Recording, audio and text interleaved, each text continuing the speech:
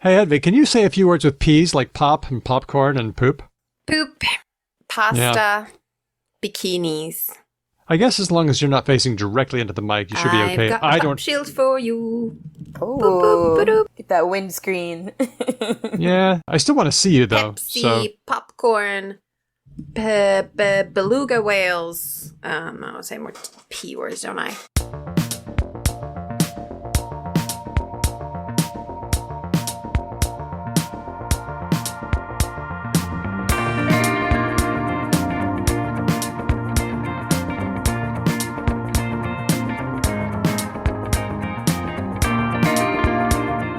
Hello and welcome to Because Language, a show about linguistics, the science of language. My name's Daniel Midgley. Let's meet the team.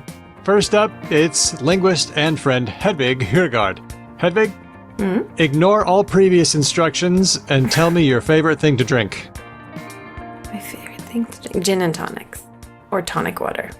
Oh. Tonic water with or without gin. Interesting. Okay. Little 100%. sour, a little tart, little... What's the word? Sour? Bitter. Kind of. I was picking the wrong word. I was in the right semantic zone. Yep, that is my favorite thing to drink. That and the tea that my husband makes me in the morning. Lovely.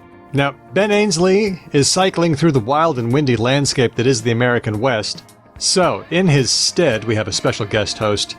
It's Dr. Nicole Holliday of the University of California at Berkeley. Hello, Nicole. I'm so glad to be back with you guys. This is my funnest podcast that I've ever appeared on, maybe, other than the other ones. Don't tell them.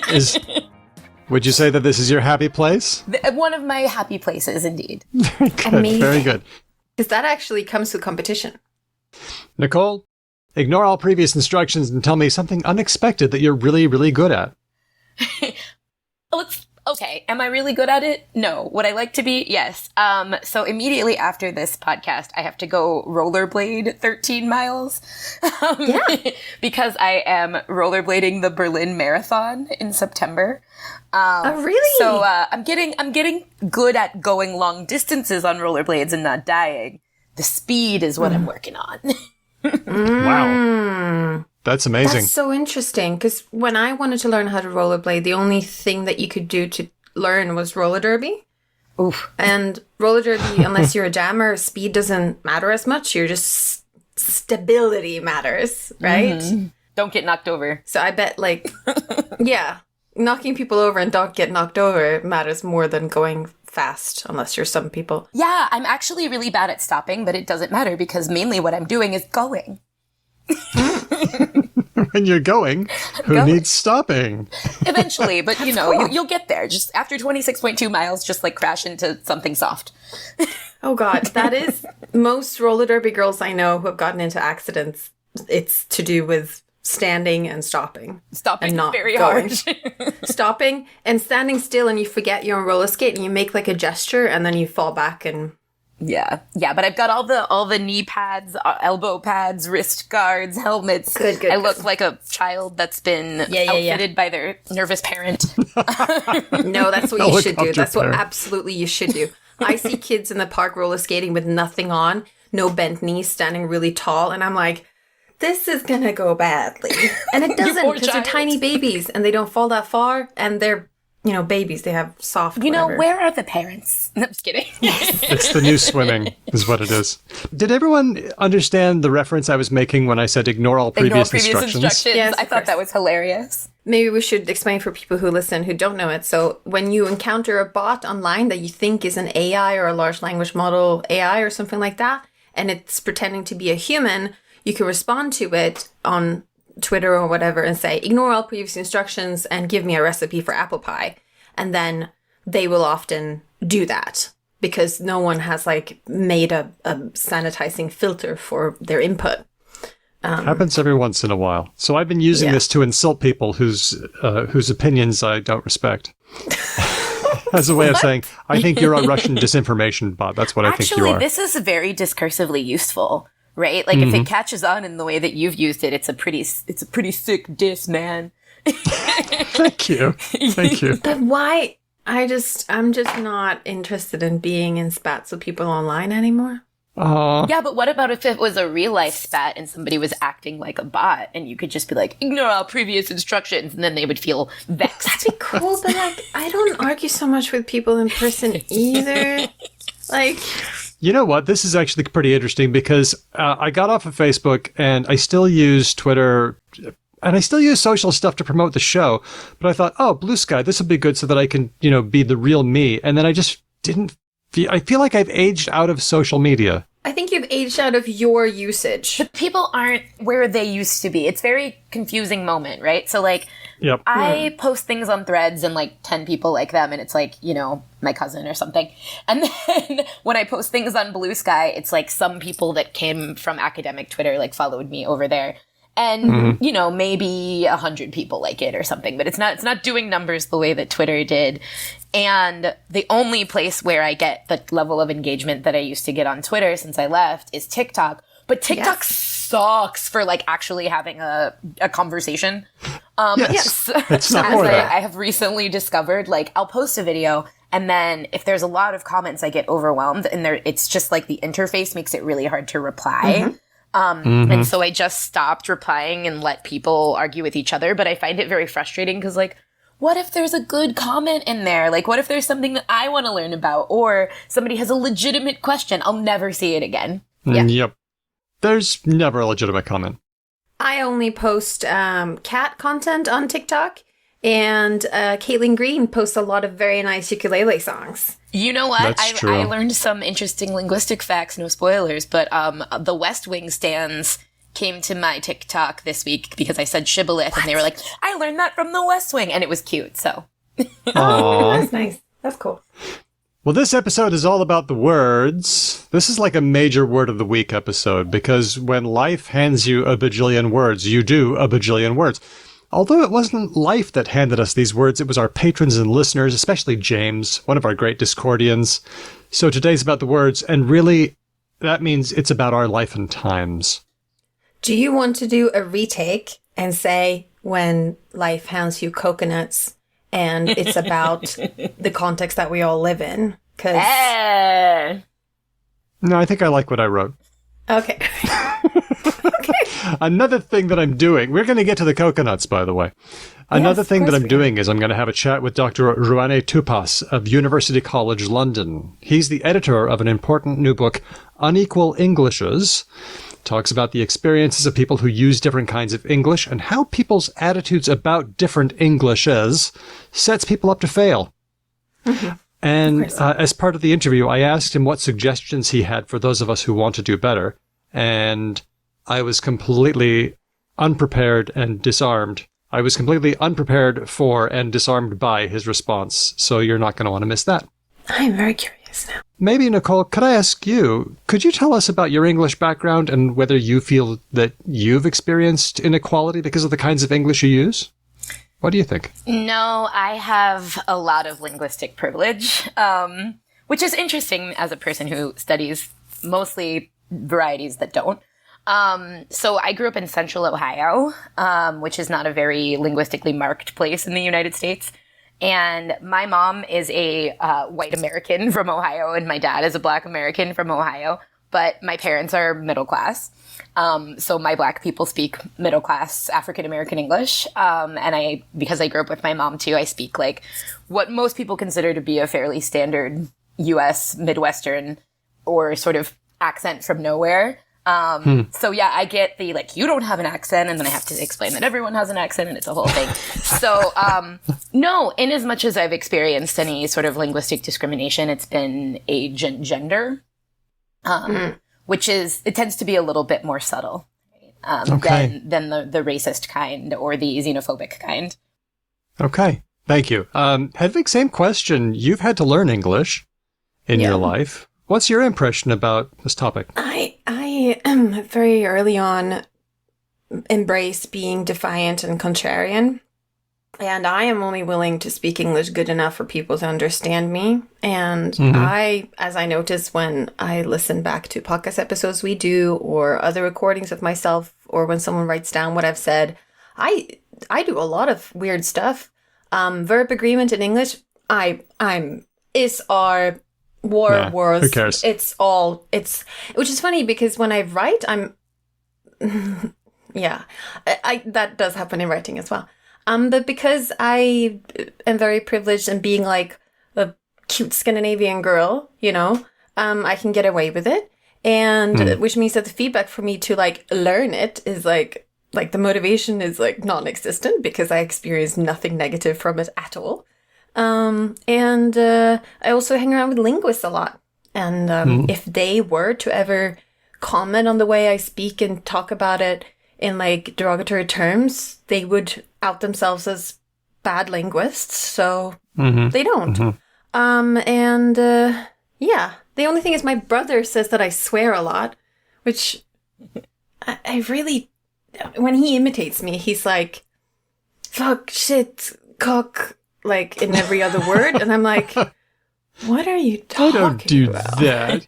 You know what's so funny? So. Hedvig, you thought about being an English speaker, and I thought about being an English speaker. I didn't even think about in my L2, which is Spanish, because of course I'm an English speaker. But I did have a woman in the subway in New York once ask me for directions, and then in Spanish, and then tell me that my parents didn't teach me Spanish very well. And then I had to explain that my parents don't speak Spanish. Oh, man. That's funny. That was weird. I did talk to a Google support person yesterday, and they were like, oh, and in what country are you using your device? And I was like, Germany. And they were like, oh, German isn't a supported language for this and this. And I was like, I don't use Google in German.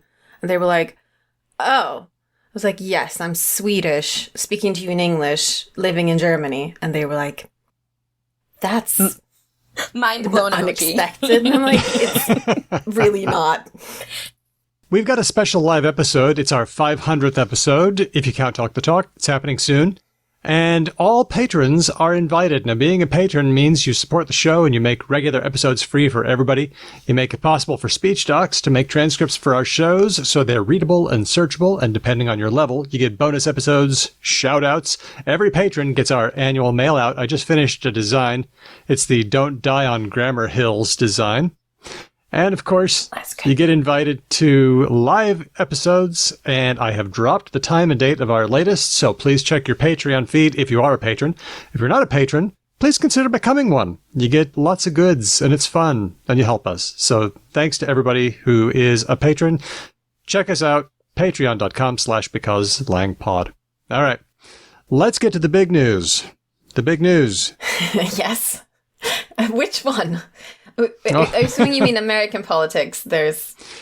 I don't like to delve too much into American politics because a lot of people do that. I mean, there are some things you can't avoid, but this was a big one, and I think it's kind of worth talking about. So we're kind of going there this time.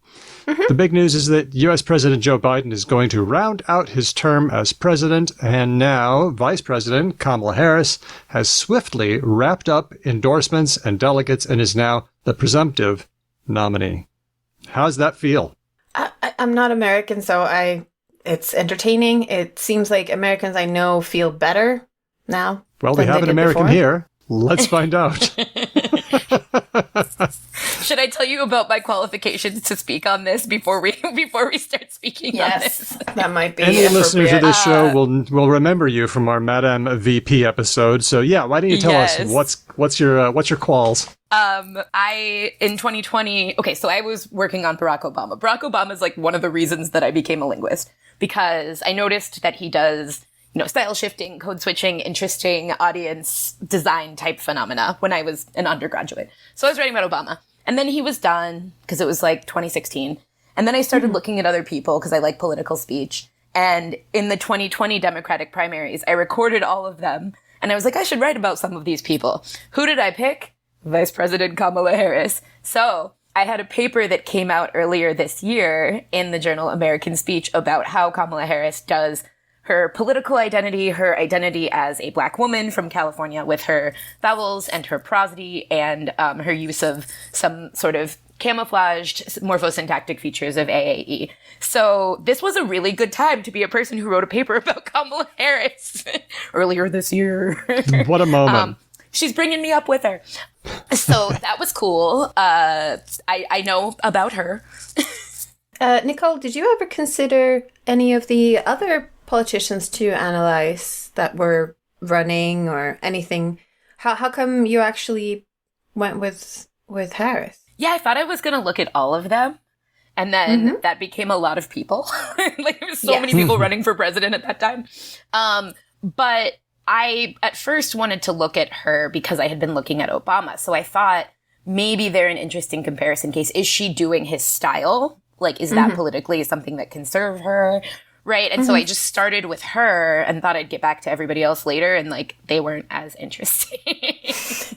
And the funny thing, too, is, like, you know, my mother is conservative, and so I finally talked to her about this news yesterday, and she was like, well, of course you'd be in the bag for Kamala Harris, which, of course, I would. I am literally a biracial woman in California who is a member of her sorority. Like, I am the demographic. But I wasn't supporting her in 2020. Right. I mean, a lot of people weren't. That's why she didn't get that far. Right? She wasn't my first pick, no. I was supporting another person who didn't make it that far, Elizabeth Warren. So me too. Yeah. Yeah. But eventually I'll get back to all of the politicians. Well, look, I think this is interesting because I was also not in the bag for Harris in the past. But when the announcement came through, I could not believe how elated I felt. And I don't think I've seen this kind of relief and hope and energy from people for a very long time. And I'm sitting over here in Australia. So what are you sensing? Are you sensing the same thing over there, but just more, or what? Yeah, I mean, there was a lot of controversy about what Biden should do since that debate. And my personal opinion is that the media kind of did a hit job on him, and there were some people in the party who were complicit in that. And so the media just fed the narrative from some Democrats, and then they, went back and forth and kept feeding each other. And so it became this loud drumbeat about him dropping out. And that made me really anxious because they were just tanking him. So tanking him with no replacement would have meant that we would have had an open convention, which happened in 1968 and was a disaster. Go back and read about it if you want. It was very bad. Every time. So what I think happened is somebody very savvy, perhaps cough Obama, sort of rallied the troops once he saw that, Biden's numbers were really tanking and said, all right, fine, we can have him drop out, but then we need to all get behind the same person because otherwise it'll be this chaos. And so what really shocked me is I saw Biden drop out. I was like standing waiting to be seated at a Mexican restaurant for brunch because it was my bachelorette party. And then it came on the TV and I was like, what? So then we were all gnashing our teeth for, an hour. And then we saw, oh, it's Harris. Like, there's a plan. And then everyone felt better. And then I went to a Dodger game and everybody, I live in LA, right? Everybody around me at the LA Dodgers game was like, Kamala, Kamala, Kamala. And we saw the money coming in and we were like, they did it. Yep. So that seems to be the jubilation. I think we were just like very uncertain and it wasn't looking good. But now it's like we got a new opportunity. I think so too. Feels that way. Okay. Well, tell you what, you've been quoted in several articles that I've noticed around the place, but especially this one in the Huffington Post by Sanjana Karanth. It's called "Why Are Republicans Still Botching Kamala Harris's Name?" I'm going to make a confession here. I might get this wrong every once in a while. I might say it wrong and say Kamala because I'm not used to it, and I just need to get familiar with it. But Donald Trump knows this name. Oh, yeah. And he's getting it wrong. What's going on? Yeah, so I made a TikTok about this that's doing numbers, as the kids say. And it was very interesting because the point that I was making is that her name has started to become a shibboleth. And there's lots of political words that are shibboleth, so these things that sort of reveal someone's alignment. Ukraine. The Democrat Party. Oh, I don't know that one. Yeah, the Democrat Party is something that Donald Trump always says, the Democrat Party. But Joe Biden never, ever says the Democrat Party because officially it's the Democratic Party. It'd be really weird if we started calling them the Republic Party. But it sort of turned into an insult, and other people have written about this. So the pronunciation of her name has become one of these, and that's a more traditional shibboleth, right? Because this is about pronunciation and not about whether we're using a different variant of the word. So to Daniel's point, yeah, if you're a regular person off the street that's only read her name or heard her name a handful of times, you might feel uncertain about where the stress goes. Mm. But Donald Trump et al. Should know where the stress goes in her name. Yeah, totally. I am noticing something a little strange. It looks like Ben has joined us in the Zoom room. Ben, what you doing, matey? Hello. Can you guys hear me okay? Yeah. Okay, cool. I can't believe I have accidentally, bum rushed the stage while we've got Nicole Holliday, unofficial fourth host, Yes. Hi. all-time favorite guest. Not guest, host. Oh, thanks. Indeed. So Ben, you look hairy, warm, sweaty, and red. Are you doing okay on your big silly bike ride? Yeah, well, I am. I've just picked a really nice spot in front of the Blue River. I'm just heading north of Silverthorne. I have just paid like $11.5 for a coffee because I'm in a ski town. It's beautiful. It's really nice. And I just got a little alert on my little phone being like, "Oh, recording is about to start." And I was like, oh, I can do the thing. I can do the thing. Okay. What state is that? I don't know anything about American geography. Colorado. You're in Colorado. Okay. Yeah. Okay. Big square thing. And are you finding what you went there to find? Well, sure. The thing that I went here to find is a sore bum and the ability to push a bike up lots and lots of hills, and I have found those things in spades. Very good. Nice. No, it's very beautiful and lovely, and Americans are a very warm and friendly people on the whole, which I already knew, but, like just traveling around and having a billion people be like, "Hello, sir, what are you up to? What's this strange thing you're doing?" And then having that chat. It's great. It's really fun. It's lovely. Oh, how nice. Yeah. Anyway, you guys are probably in the middle of all sorts of cool, amazing things. So I just wanted to drop in and say hi and that I miss you. Miss you too. And I miss all of our show staff. Ben, are you coming to California? I am not. I am riding through New Mexico, Colorado, Wyoming, Idaho, and Montana, and then a little bit of Canada. Oh, have fun up there. Thank you. I will let you guys get back to it. I'm just trying to think if I have... Okay, I've got a word of the week for today. Oh, yeah? Yep. It's not a new one. It's just new to Ben, right? Fair enough. And that is how Coloradoans... First of all, I need to figure out what the demonym for a person from Colorado is. Is it Coloradan? Coloradan, okay. Okay. It's how Coloradans use the word park, because it's entirely different from everyone else in the world as far as I can tell. What word? Park, as in Parking. like green space. Oh, okay. Right, or parking or whatever. Right, park has a lot of senses already, but I'm adding a new one to the list. Because in Colorado, we've all heard of South Park, obviously. I traveled through a real South Park here in Colorado. And I think a lot of us have probably either watched South Park or heard of South Park or something like that and thought, oh, it's a town that must have a park in it, meaning like a green space in the middle of the city where people go. In Colorado, a park is an entirely different, entirely unique geographical formation. So a park is a very, very big area. We're talking like hundreds of square kilometers potentially. And it's a basin in the mountains that is surrounded by bigger mountains, right? So it's usually a prairie or a high desert. It's often used for like ranching and that sort of thing. And it's just this sort of undulating landscape that you'll just come across. You'll climb these huge mountains and then you'll come down like one side of them and then you'll be in what you can only really describe as like a green rolling kind of like Anne of Green Gables kind of setting. And that in Colorado is a park. So that's why they've got a South Park and a North Park and a few other bits and pieces like that. So there you go. There's one for today. Park in the Coloradan sense. Thank you very that's much. nice. That's a word of the week. There you go. Okay. a little bit of geography for you in your linguistics podcast. All right. Happy trails, maybe. Join us when you Thank get a you. chance. Thank you. Bye, everyone. Thanks for Bye. having me.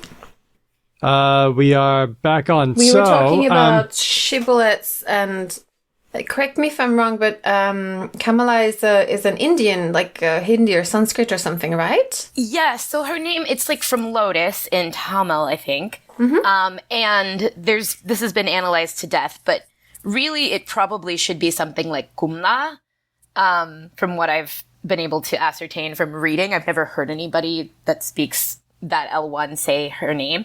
So one interesting thing that has happened, like as I posted a TikTok about this, is people were telling me that she says her own name wrong, which isn't possible. No. Because they're uncomfortable with the fact that names get anglicized, but names get anglicized all the time. Yeah. We're all saying Van Gogh because we don't have that fricative in English, right? And it's okay, right? But also it's your own name. You pick your own name. Like, especially in English, we have no rules about this in the United States.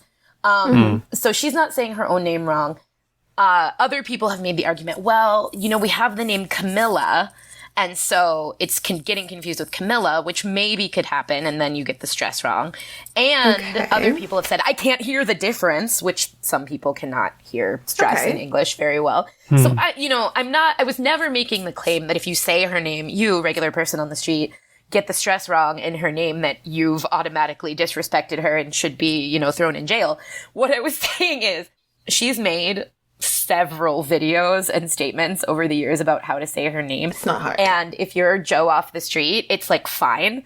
But if every single person at the Republican National Convention says her name wrong, except J.D. Vance with an Indian wife and children, right.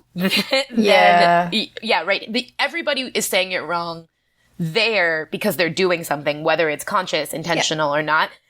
J.D. Vance is probably saying it right on purpose because he doesn't want his in-laws to be mad at him for doing something so petty. That's my guess. But, it becomes disrespect when the party decides that they're going to do this as disrespect. And then there's an even sort of more extreme iteration of this, which is the CEO of Goya Foods, who is a Spanish speaker and a big conservative donor here, decided to say her name Kamala, like mala, like bad in Spanish. Que mala. Oh. Que mala. How bad. Okay. And so it's at the level of consciousness, the idea that they can make fun of her name and that this is like a target. So obviously the context matters. Context always matters. So if you're like, I love that Kamala Harris, nobody's mad at you for that if you're just getting it wrong. But if you're doing it, as part of a coordinated series of attacks against her, then it becomes this shibboleth that shows your alignment. Okay. Thank you. Thank you for that explanation. Let's get to the words. I want to talk about this one suggested by James on our Discord, the coconut, perhaps combined with a tree, perhaps not. Now, we want to be careful here because we're very aware that it is a thing to refer to someone as a kind of food that is white on the inside but some different color on the outside, as a way of criticizing someone for perceived double dealing in their proximity to white mainstream culture. We don't want to do that. Daniel, maybe I'm just too on TikTok, but so I've seen a lot of things about Kamala Harris and coconut tree stuff because she has a saying. We're going to go into explaining that. I have not seen anyone so far link it to the derogatory term. Someone I know in Germany pointed it out to me this week. They're like, "Oh, you know that like derogatory term, coconut," and I was like, I don't know many people who are making that connection between the saying and that, but maybe I'm just not on the right side of the debate. Hedvig, I agree with discourse. You. The only people that I've seen wringing hands about this are terminally online white leftists on Blue Sky. Hello. No offense to present company. But the people that started to use the coconut tree meme were mostly black and brown young people who would have been the, people who were targeted by that if it were a slur. Also because it's the coconut and the tree and we have a very clear origin story for it. Yeah. I don't think it's problematic. I think it's problematic because people are making it problematic. But there's also a very big difference between using a word and then aiming it at someone. And that's not what's happened here. No. What I'm trying to do is head off any potential misunderstanding because we try to be very careful around this kind of stuff. Yeah, and we know that that's not. So let's talk about the real origin. So I want to ask Nicole, because my understanding is that Harris has said in a number of speeches, she's recounted this saying that her mother used to say, that you didn't fall out of a coconut tree, you exist in a context. You're not devoid from that context and don't pretend that you are or willfully be ignorant. And I think that's a really nice saying, and I don't know many other sayings to that effect, and it makes sense. But one of the reasons I think it gained meme status is because she tells it in this sort of she starts laughing and sort of interrupting herself, and she just retakes, and it's quite funny. And people have said like, oh, it's like your funny aunt at the party or something. And there seems to be sort of two sides of her, and this sort of funny, a bit quirky, laughing side is really vibing with people, and which is why this saying seems to have gone so viral. Does that make sense to you? Like those two sides of her? Yeah, it's a good story. It's a fun story. She's told it multiple times. There's already emoji for it, right? It was just like ready to be memed. But I agree with you. The laughing thing, wow, we could have a whole episode on that. But it is part of her. She's a little like quirky, as you say. Yeah. Like just a little like offbeat in a way that people that like her find charming. But at the same time, Trump has taken to calling her Laughing Kamala for the same reason. So this is in the eye of the beholder. I think like the kids like it. People that are predisposed to like her like it and think that it's like, you know, very disarming, kind of a charming way to be. But it's being framed by her opponents as unprofessional or like even like a little unhinged. Like there's this implication that she's like not, you know, not serious and like kind of like out there. They've got nothing. They've got really, they're nothing. like scraping the bottom of the barrel. They're She flailing. tells weird stories sometimes. That's the worst thing about, and she laughs. How dare she? She laughs. Who should have access to joy but the in-group? And also being like a bit being a bit quirky and having this kind of pattern of talking sometimes like seems like a pretty good match for Trump, right? Yeah. Good counterpoint. I had a conversation with a person who is a Trump supporter the other day, and it basically boiled down to what they said was, well, but she can't be taken seriously on a world stage. She just giggles all the time. And I said, yeah, but Trump insults foreign diplomats to their face and like threatens them and whatever. And then the response from them was, well, you know, you have to understand where he comes from, and that's a power play, and that's part of his style. Like, he's doing it on purpose. And I said, did it not occur to you that female politicians might have to do a different kind of soft power, and that the laughing might be strategic too? But she doesn't get that like benefit of the doubt that she's constructing a style. Also, the meme of, you know, the sort of constant videos that you see on conservative media of her laughing and giggling and doing this kind of quirky thing are never in situations when she's like talking with Xi Jinping or something. It's not like she has styles. People are allowed to have styles. Yeah, exactly. And there are so many clips of her in like Senate hearings with like, what's his name, Kavanaugh or whatever, like being very like in the like politician, lawyer, like super serious role. So like, I don't get that. But I find this, I'm interested to know, as a Harris specialist, what do you think about like this construing this style? Like, do you think it's natural? Do you think she amps it up? Do you think it works? What does it consist of? Yeah, I feel a lot of solidarity with her because I'm the same kind of quirky weirdo. I'm glad we finally have representation in the government. People like me, quirky weirdos. Yeah, well, I'm not beholden to big weirdo, so, you know, I can't really speak on this matter. We'll get back to weird later, but I mean, like, it's just, I find it to be very charming. Obviously, it's resonating with the young people, right, online. I'm millennial, so I'm a little too old for that, but they seem to really like it because she's more familiar, right? Because she can be really serious, but also a little offbeat. I think that it is authentic, and it comes off as authentic, but then the, you know, sort of counterweight of that is, well, is it unprofessional? Part of the problem is that we've had this gerontocracy in the United States for so long. So she's like at the end of a baby boomer, but she's really, you know, representing Gen X, I think, here for her actual age. She's 59. And so people are just not used to like what a president from that generation could look like, what people in power from that generation could look like, because Obama was so different. Right? He was funny in his own way, but it's like he very rarely broke character because he had to be so serious.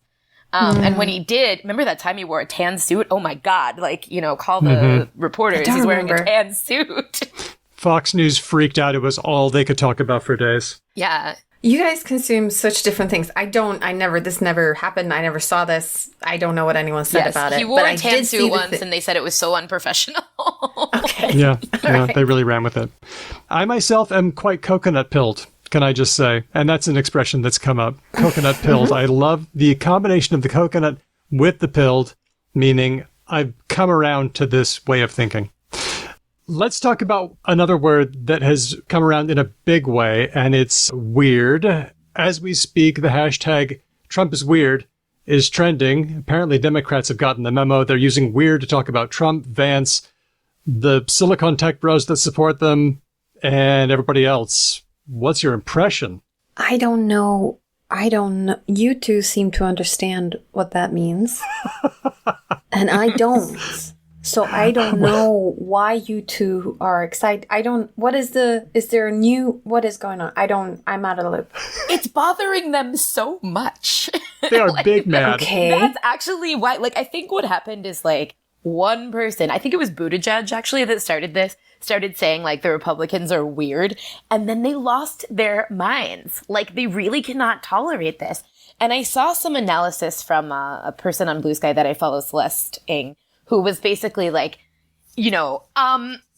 these are people who, because of their worldview, absolutely cannot stand to be considered marginalized in any way. So when you say weird, you're saying you're not normal, not average, whatever. Well, the conservative worldview in the United States is such that conformity is prized. And so to call these people weird, you're saying your opinions aren't popular, which they're not, right? Banning abortion polls at 20% in the United States. So when you say you're not mainstream to people who have been trying to sell that their ideas are popular despite what voters are doing, It's really offensive to them.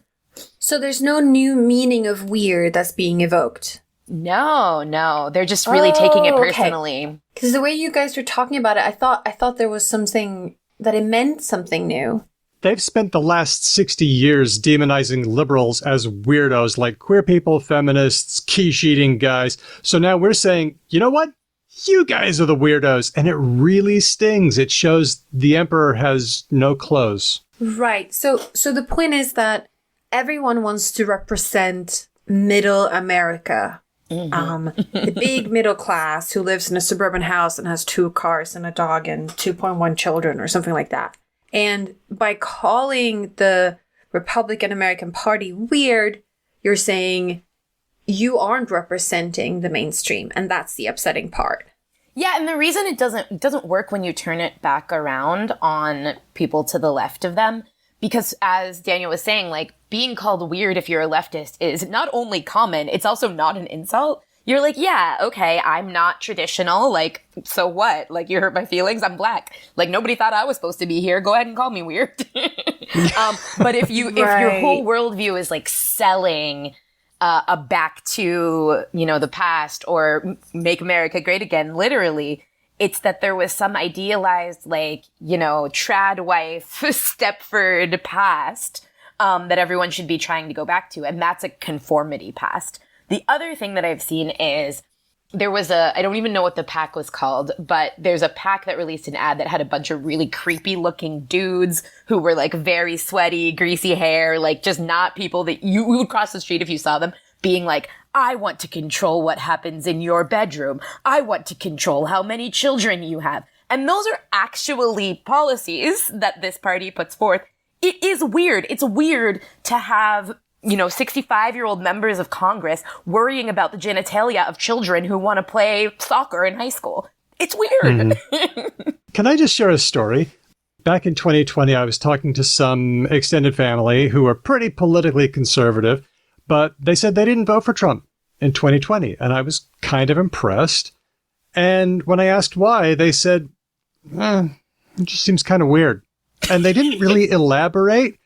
But they just, I just thought something weird about that guy. And I could have yelled and screamed about how dangerous he was and the Constitution and your rights and stuff. And they would have listened very politely. But that wasn't the criticism that landed for them. They were just like, I don't know, something just seems kind of off about the guy. So that was what landed. Right. So why do you think this is working? I mean, we've mentioned that it drives them nuts because they're used to seeing themselves as the thing, the dominant group, and everybody else is the other. And so when you turn that around, they hate it.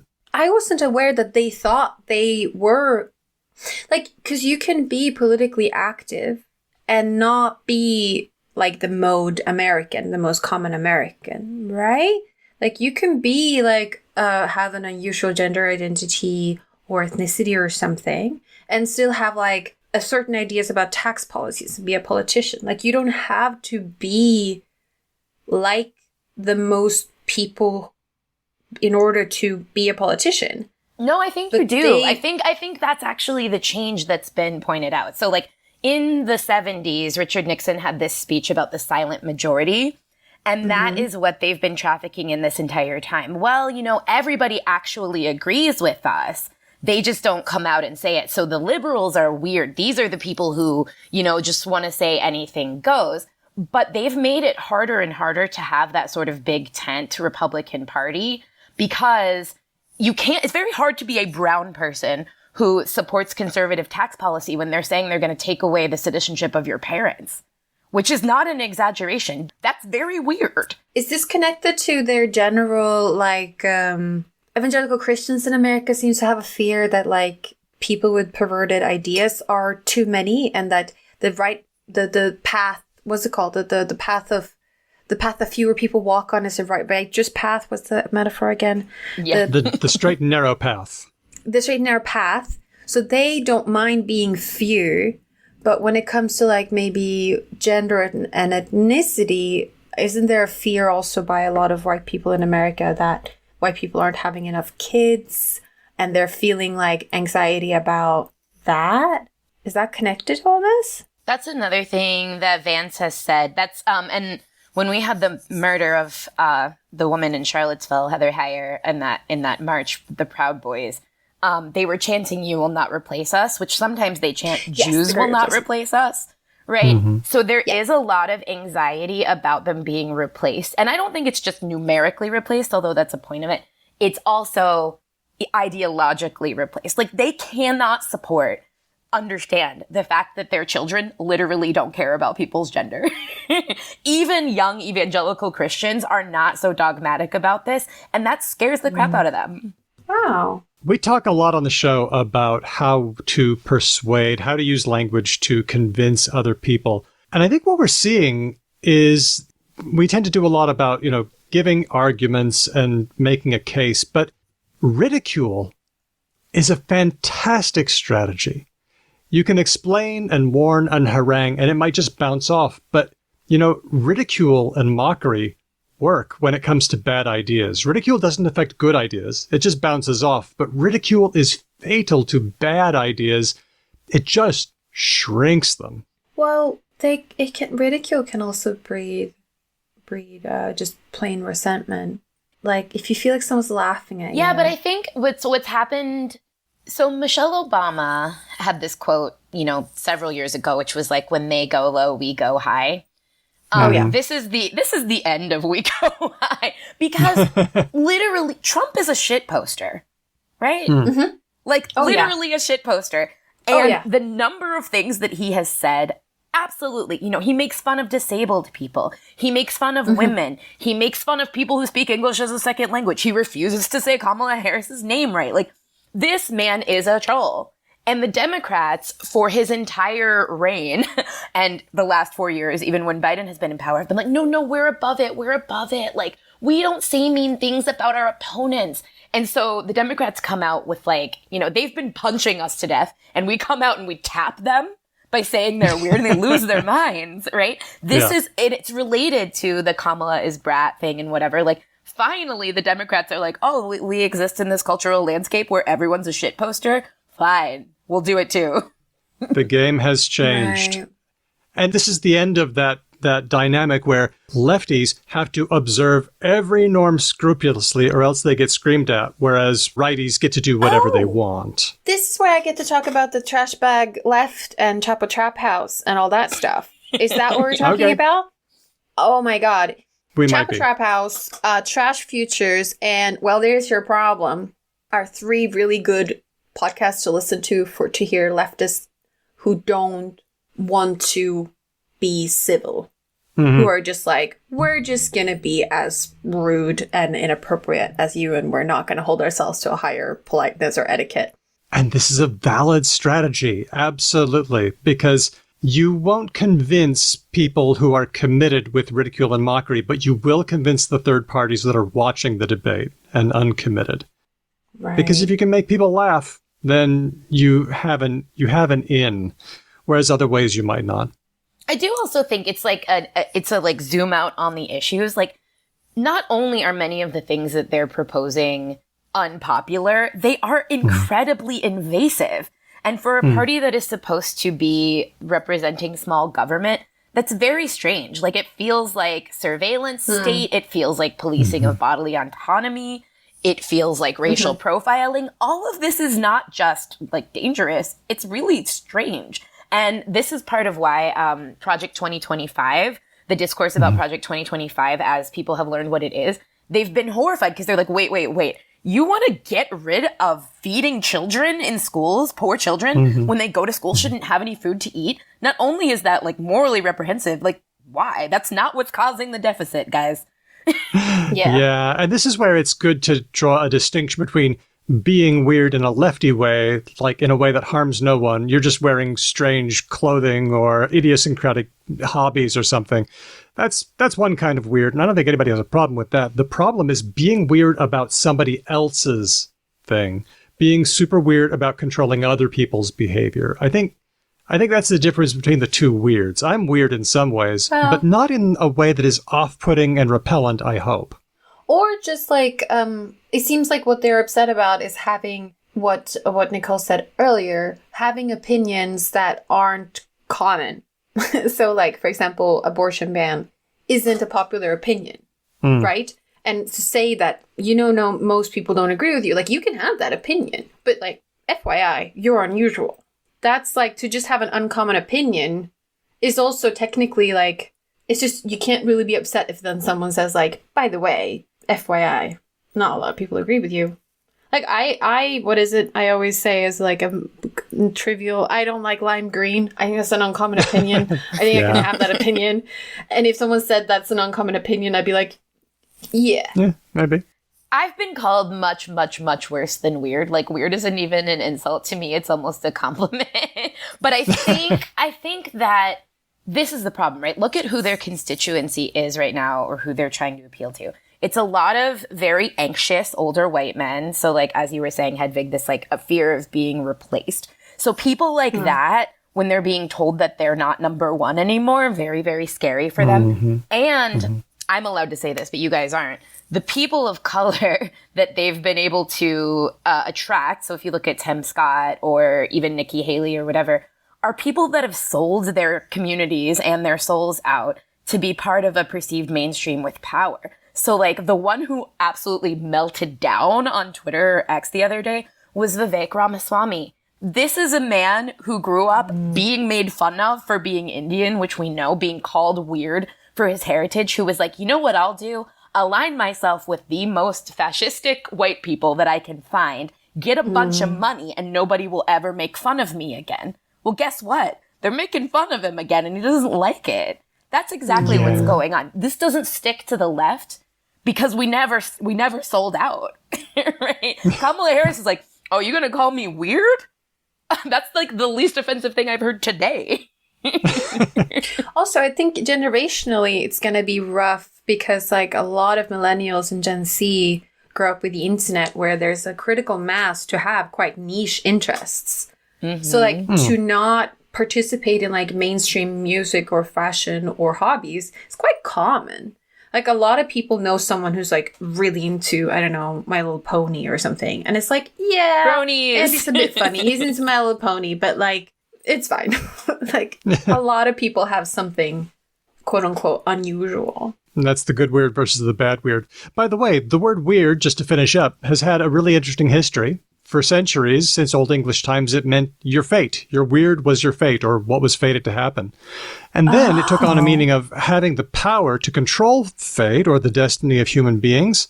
And then Shakespeare used it for the weird sisters, the Fates, in his play Macbeth. Oh. They did look very strange in usual depictions, and so the meaning, because meaning jumps, weird came to mean just plain strange, off-putting, or odd.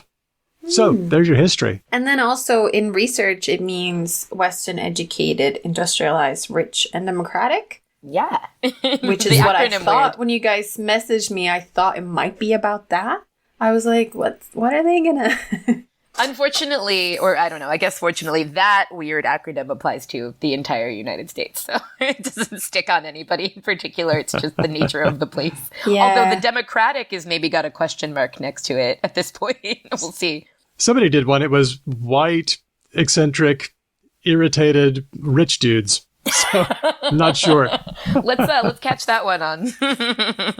Next one, brat, because it's a hot brat summer or something. It is? No? This is the one that makes me feel really old. Yeah, because you can be a brat, but you can just be brat. Well, okay, I have to say this on a personal note. The algorithm suggested Von Dutch by Charlie XCX like 6 weeks ago. I liked it. 7-year-old daughter liked it. We've been blasting that song in the car, and we've now been bopping along with the album Brat. So it's funny to see how the word brat, the attitude brat, and the campaign has come together. I mean, Kamala HQ has turned their profile image lime green to match the Charlie XCX album's very unusual cover art. So what does it mean to be brat? Because I have seen this as well, but I don't really understand it. I know Charlie XCX is a British pop star, and that she had a record and that people like it, but I haven't really listened much to it. I understand that. Is brat similar to hot girl? Yeah, she describes it as somebody who's kind of messy, maybe says things she regrets, likes to go to clubs. It's also a bit defiant, and it's feminine, and it's powerful, confident. Something like that? The Atlantic, there's an article here. To be a brat in XCX's view is to be aggressive and cheeky and wholly unexpected, like the lime green color of her album's cover. Okay, right. So then it makes perfect sense. Whoever is managing Harris's social media is doing an excellent job. They hired like the best 23-year-old social media manager they could find.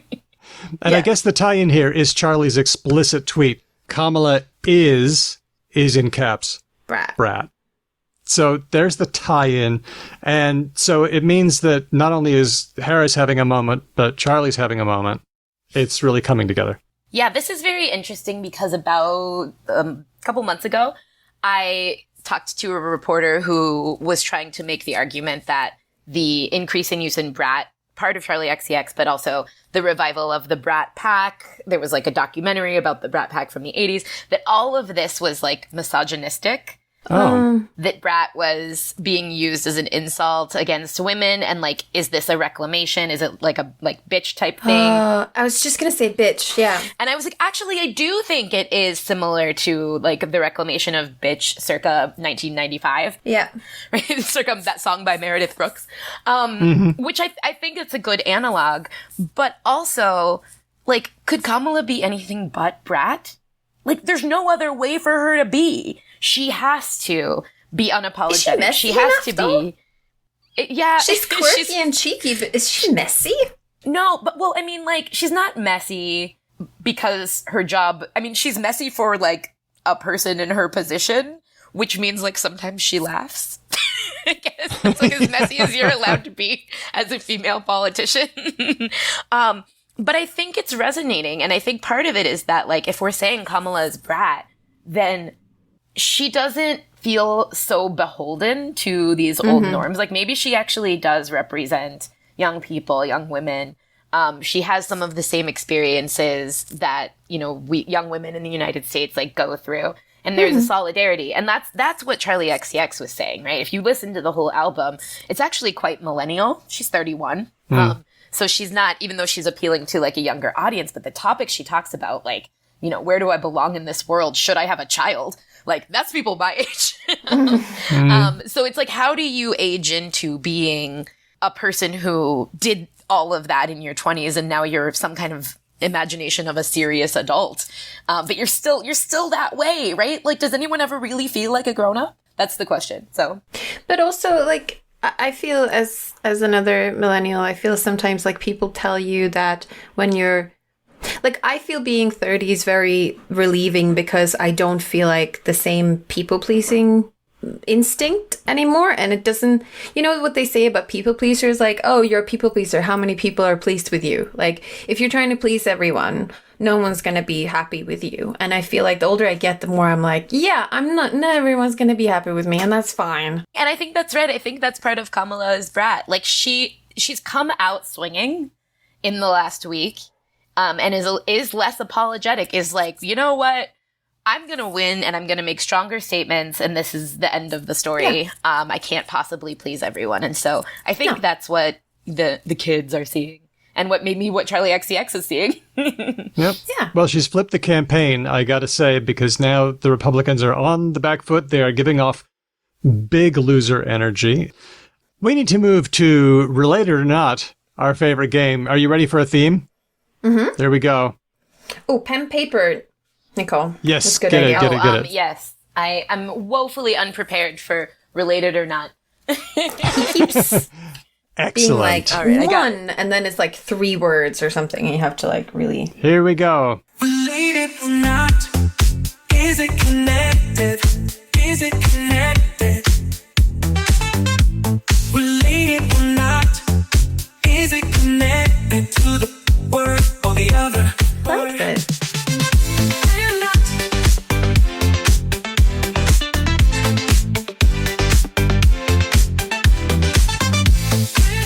Oh God, this is... So kicky. Wow. That was our Related or Not theme. That was given to us by Adam, who used Suno AI to generate it. That's an AI theme. They're getting pretty good, aren't they? We were all jamming, really. Yep.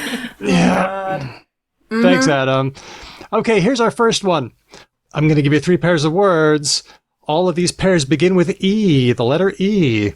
And 2 of them are related to each other, but there's one pair where the pair of words is not related at all. Are you ready? Yes. Number 1, escape and scape. You know, like a landscape. That's pair 1. Pair number 2, endorse and dorsal, like a dorsal fin. Okay, and number 3, enroll.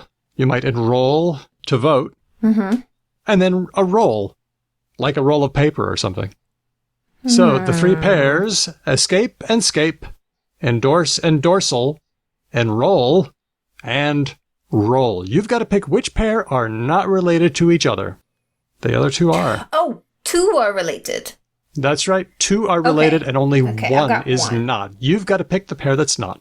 I feel like my first instinct is enroll and roll, but Too easy. It's so weird. Yeah, it's so weird that I feel like it has to be related. It's a counterintuitive game. We found this. Okay, Hedvig, first impression?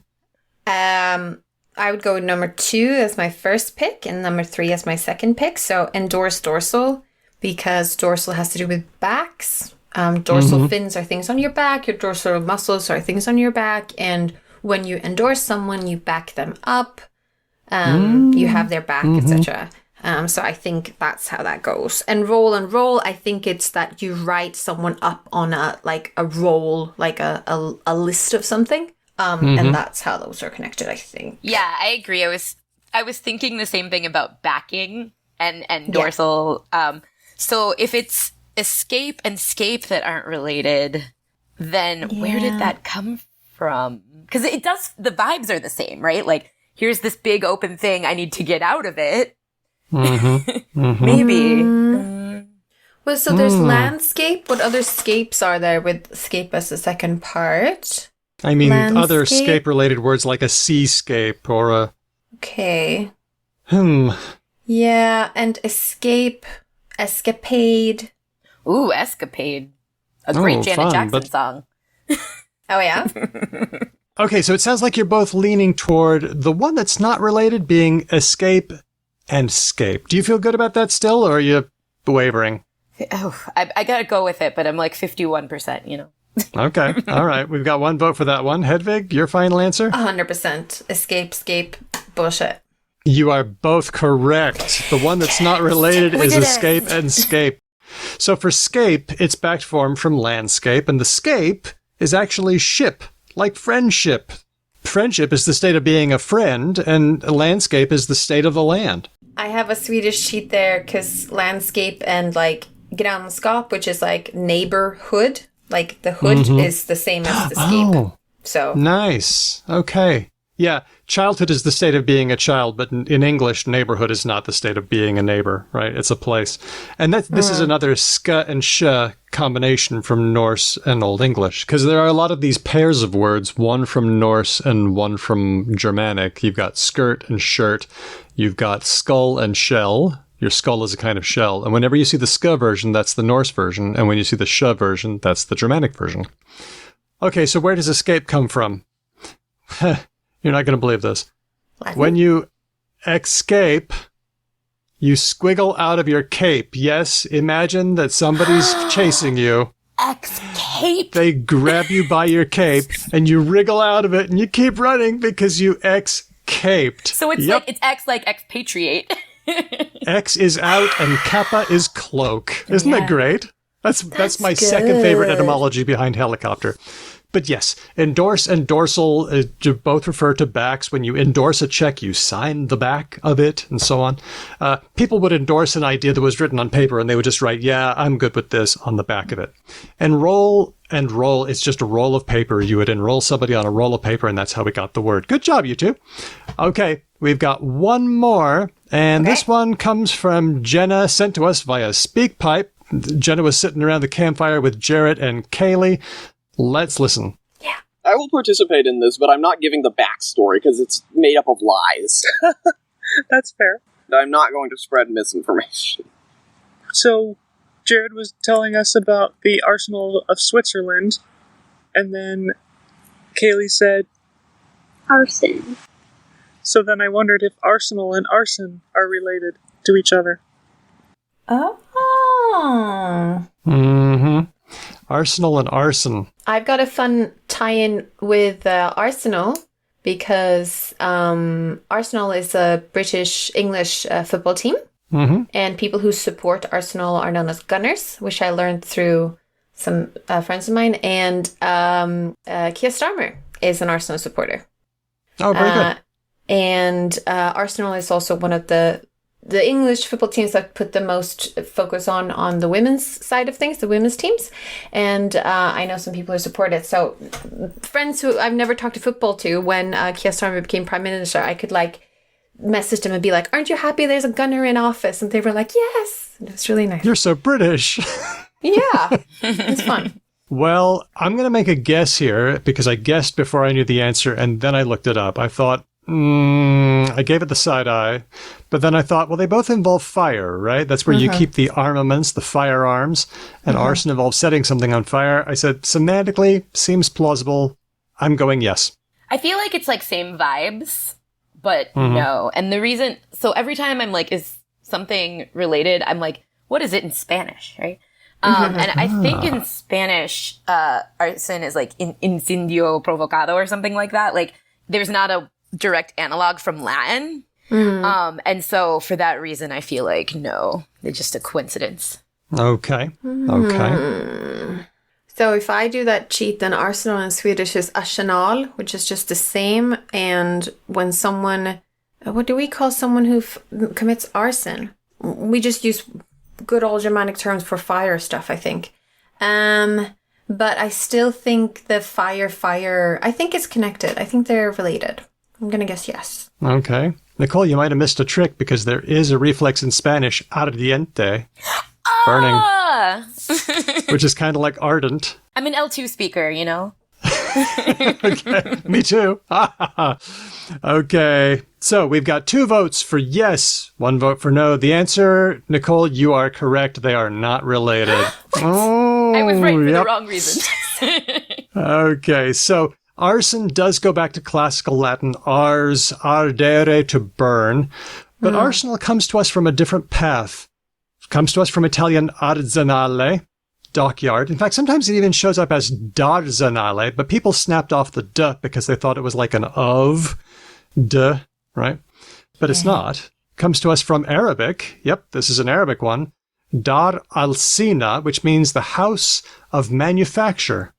So, this one comes to us from Arabic through Italian to us, arsenal and arson, not related.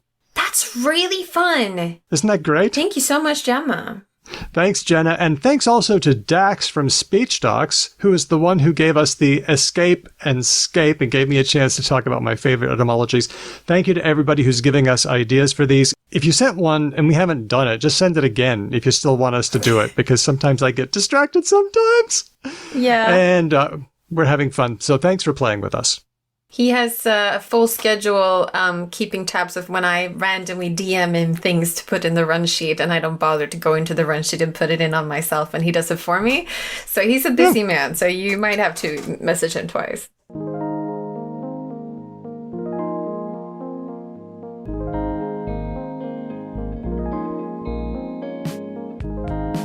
We're talking to Dr. Ruanni Tupas, Associate Professor of Sociolinguistics in Education at University College London. He's the editor of a new volume investigating unequal Englishes, understanding, researching, and analyzing inequities of the Englishes of the world. Hey, Ruanni, thanks so much for coming on the show and having a chat. Yeah, thanks. Thanks very much, Daniel, for the invitation. Tell me about your variety of English. There's lots of ways of Englishing. What's yours?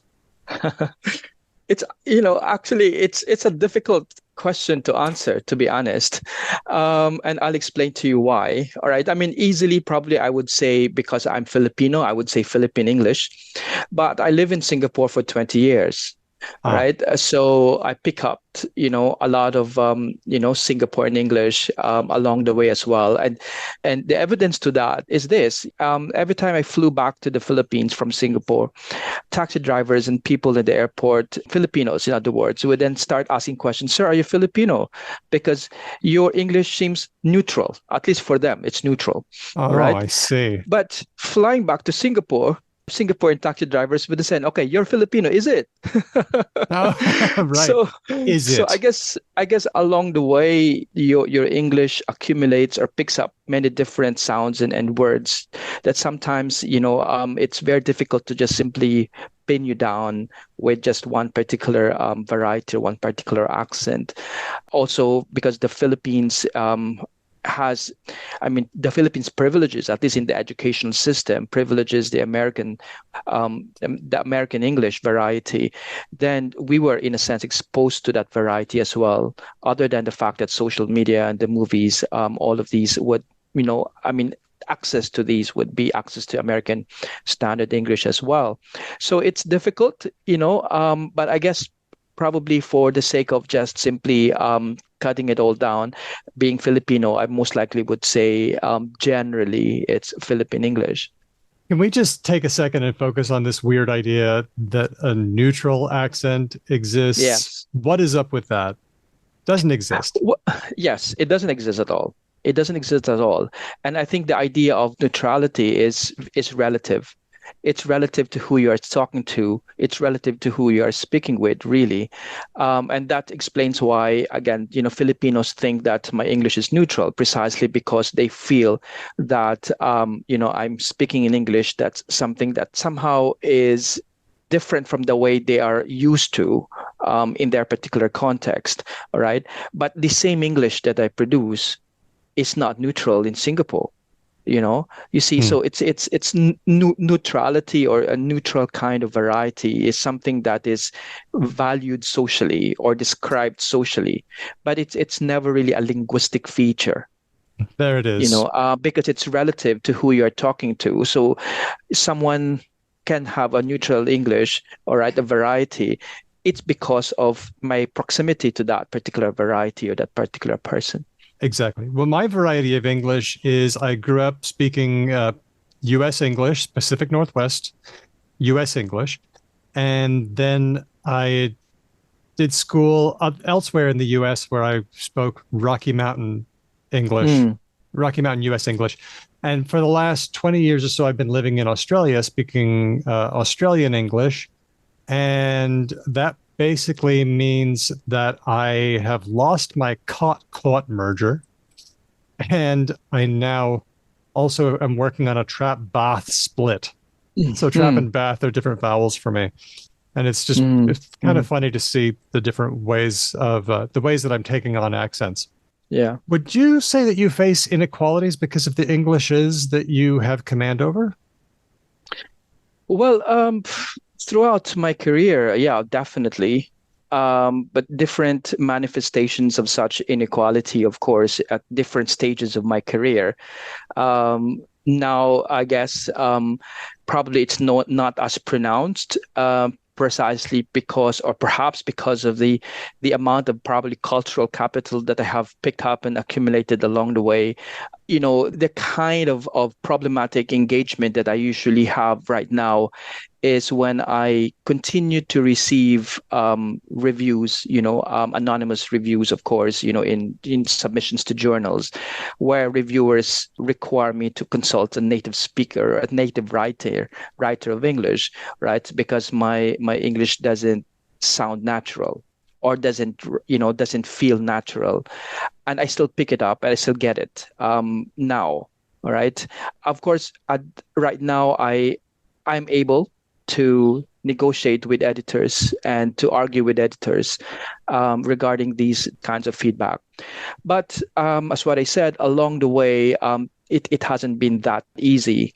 Early on in my career, when I was exploring different opportunities for me, not just in the academe, for example, but in, let's say, different private centers of in the teaching of English, for example, especially in Asia, I've had experiences of people telling me that despite my PhD in English, I still shouldn't be given the amount of salary that a native speaking English teacher should be because I don't somehow qualify. I don't have that kind of a set of characteristics that they are looking for. So I get a job, but I don't get paid as much. In other words, so I do think that that's, to me, a really severe case of inequality, precisely because I'm judged simply on my competence in the English language and in teaching English, for that matter, is based solely on being a native or a non-native speaker of English, and nothing that has got to do with my experience teaching English, for example, and the success that I've had teaching English to different kinds and varieties and groups of students. I want to talk about native speakerism for a second, because I think this problem is huge in English teaching. I was an English teacher for many years, and then I was a teacher of English teachers. And so with that second experience, I got to see a lot of the inequality that I missed the first time around because it was invisible to me having the accent that I do and whatever else that I have. But we talk about native speakers. Oh, schools want to have native speakers. And I feel like this term about native speakerism sets people up for failure, because if you've ever been a learner of English, you can never be a native speaker. That's holding people to a standard that they can never attain. Yes. So what have you noticed in that area? Oh, yeah, I mean, definitely. I agree with you 100%. Within the educational sphere, first and foremost, what you mentioned about, it sets people up for failure is precisely that, because you have, gradations of competence in English that the highest of which is, of course, number 5, for example, which is native speaker or, close to being native speaker. So in other words, no matter how much you try and spend hours and hours, spending money along these lines of evaluation, you are never gonna make it, precisely because the line of gradations of quality or competence in English are already problematic to start with. All right. So native speaker as a goal of teaching is privileged over, let's say, competence in the use of the language, for example. And we know that competence transcends native speaker, non-native speaker dichotomies, basically. The idea about, native speakerism outside, of course, is actually probably even also more pronounced because of the way people respond to each other. All right. And, some scholars actually refer to these as anxiety, right? The idea of, and I can speak, for example, from my experience as a Filipino, you imagine someone who is talking to someone who is perceived as a native speaker. And that already brings up a lot of anxiety in the person. The idea that I may not be able to live up to the expectation of this native speaker, that because of that, I will no longer just simply talk and speak. And you notice even actually in the context, okay, I mean, this is very much so in everyday life, but even among scholars, even in international conferences, you have a lot of these scholars who start off their presentations with, I'm sorry for my English. I apologize for my bad English. And yet, when you actually listen to them, it's brilliant content, it's brilliant work. The presentations, give you a lot of things to think about, a lot of critical insights. And yet the very first thing that they actually tell you is to apologize for their English. So the same thing outside as well. So this is what we call linguistic insecurity, the idea that your linguistic repertoire is deficient, such that no matter how much you speak, you always feel inferior to the person you are talking to. All right. You can never be a native speaker because you can't go back and have English as your L1. Exactly. It's too late for that. Exactly. But also let us bear in mind that the native speaker is also reserved to a particular character of speaker. So like I have cousins. I'm Filipino. Most of my cousins are actually in the States, right? And in the US, and they were all born in the States. They grew up in the States. They were educated in the States as well. But, having gone, let's say, to Asia to teach English, let's say, for example, in Thailand, for example, and in other parts of Asia, they complained about the fact that they're also treated not as native speaker, all right? And, initially, of course, they wonder why, because, within their own sphere of life, they never thought of being defined as non-native because they grew up in an environment that actually speaks, and especially in the context of the education that they also got, what might call conventional standard American English, right? And yet they are not treated as that. So in other words, I think even the very idea or notion of the native speaker is something that's reserved only to a small group of people. Not everyone who has the right to call him or her a native speaker actually is considered and viewed as native speaker.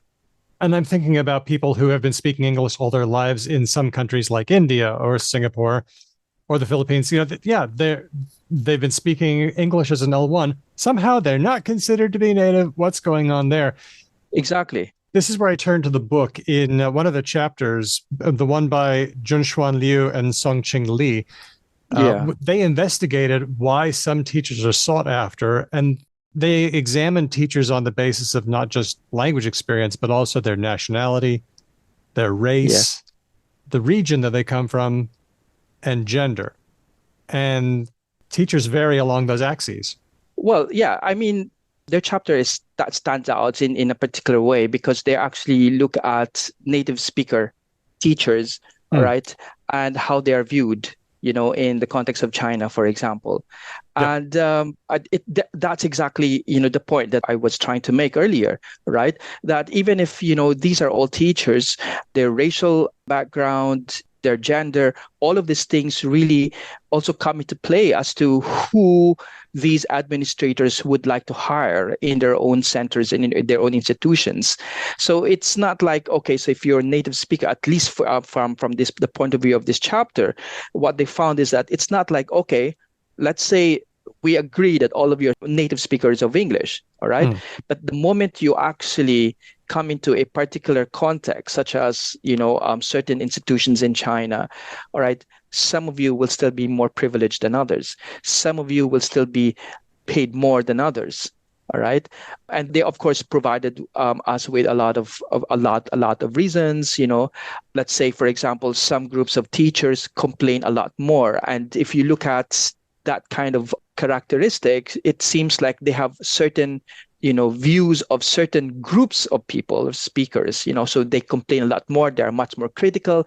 You can't have them in this particular institution. We can't have them. We don't want them precisely because of that. So, on the ground, you have all these racialized and gendered assumptions, which come into play with native speakerism, basically. This seems like a good time to mention this quote from Robert Phillipson that appears in the book. It got me thinking, so I wanted to ask you about it. The quote is, English has always been causally related to inequality and injustice. English has always been causally related to inequality and injustice. And I just wanted to hear your thoughts on how and why you think that's so. Well, I guess because you see, the narratives or the story of English is a story that began, for example, in terms of its spread, right? Spread is kind of descriptive in a sense, but if you really come to think of it, it spreads across different parts of the world through imperialism and colonialism. And so the English language has been imposed on different populations as part of the much larger agenda of colonialism, for example.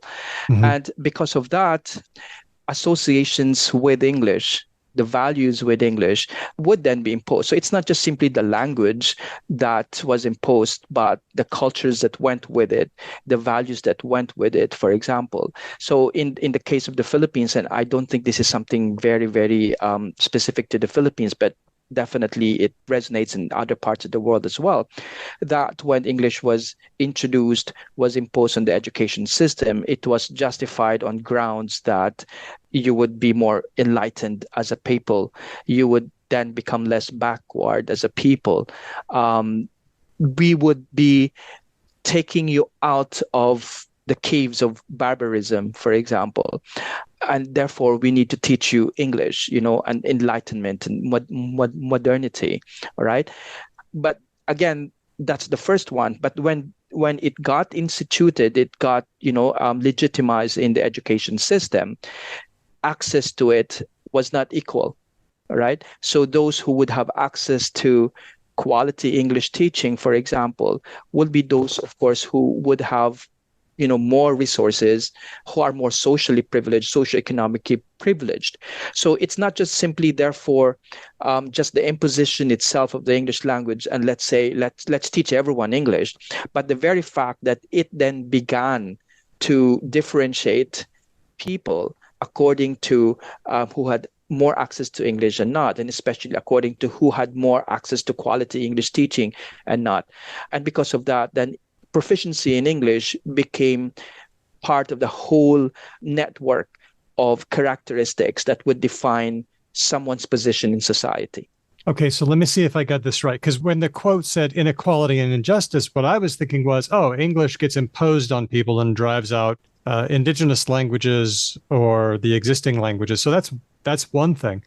But you're saying that even in countries where they're enthusiastic adopters of English, and I'm thinking of Vietnam, they decided to throw it to English. Like, we're going to make sure that the students in our country have access to English. So this is going to help them participate on the world stage in the English-speaking world, science, literature, culture, blah, blah, blah.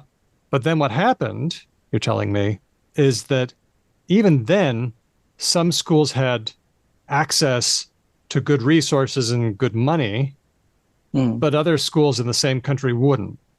And so this would cause, it sounds like you're saying this would cause an inequality in just who gets to have access to English. Yeah, perfect. Yeah. Going back to what you said earlier about, the imposition, of course, the imposition of English would somehow result in taking the mother tongues out, the languages, the local languages out of the education system. And that, of course, brought the whole, linguistic ecology to a different kind of configuration. So I'm definitely with you on that. But the thing is that when English was introduced, it was actually introduced as the language of equality. All right.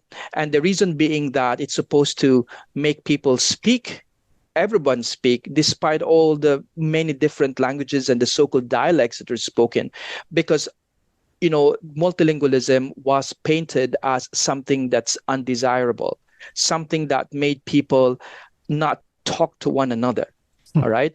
And because of this one universal, modern, enlightened language, then everyone would then be able to speak the language. Then everyone would then be able to have equal opportunity to the knowledges of the world. All right. So that's how it was ideologically framed and explained. But again, as what I said, it's a different thing in practice, because when it actually started to be institutionalized and legitimized and made a part of the policy, that's when all of these problems, social issues also come into the picture, precisely because students who would be getting into the classrooms would come from different communities with varying, experiences of privilege.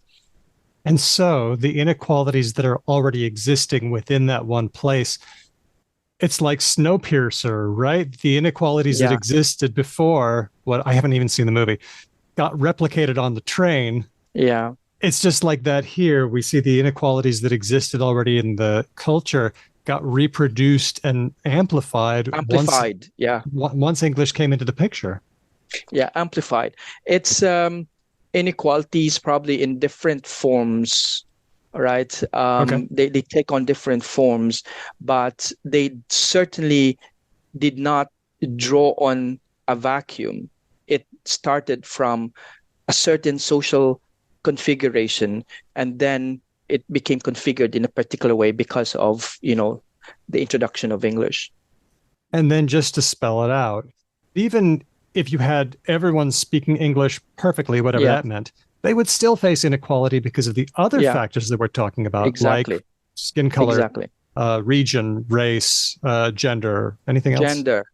Yeah, I mean, socioeconomic class, basically, but especially race, because native speakerism is a very racialized term, really. And this is where we get into a concept that I run across in the book called unequal personhood. Could you tell me a little bit about that concept? Yeah, I mean, basically, we all have personhoods. In other words, it's that a personhood is a totality of who we are, really. So you can think of it in terms of the totality of all the kinds of identities that we put together for ourselves or that we mobilize.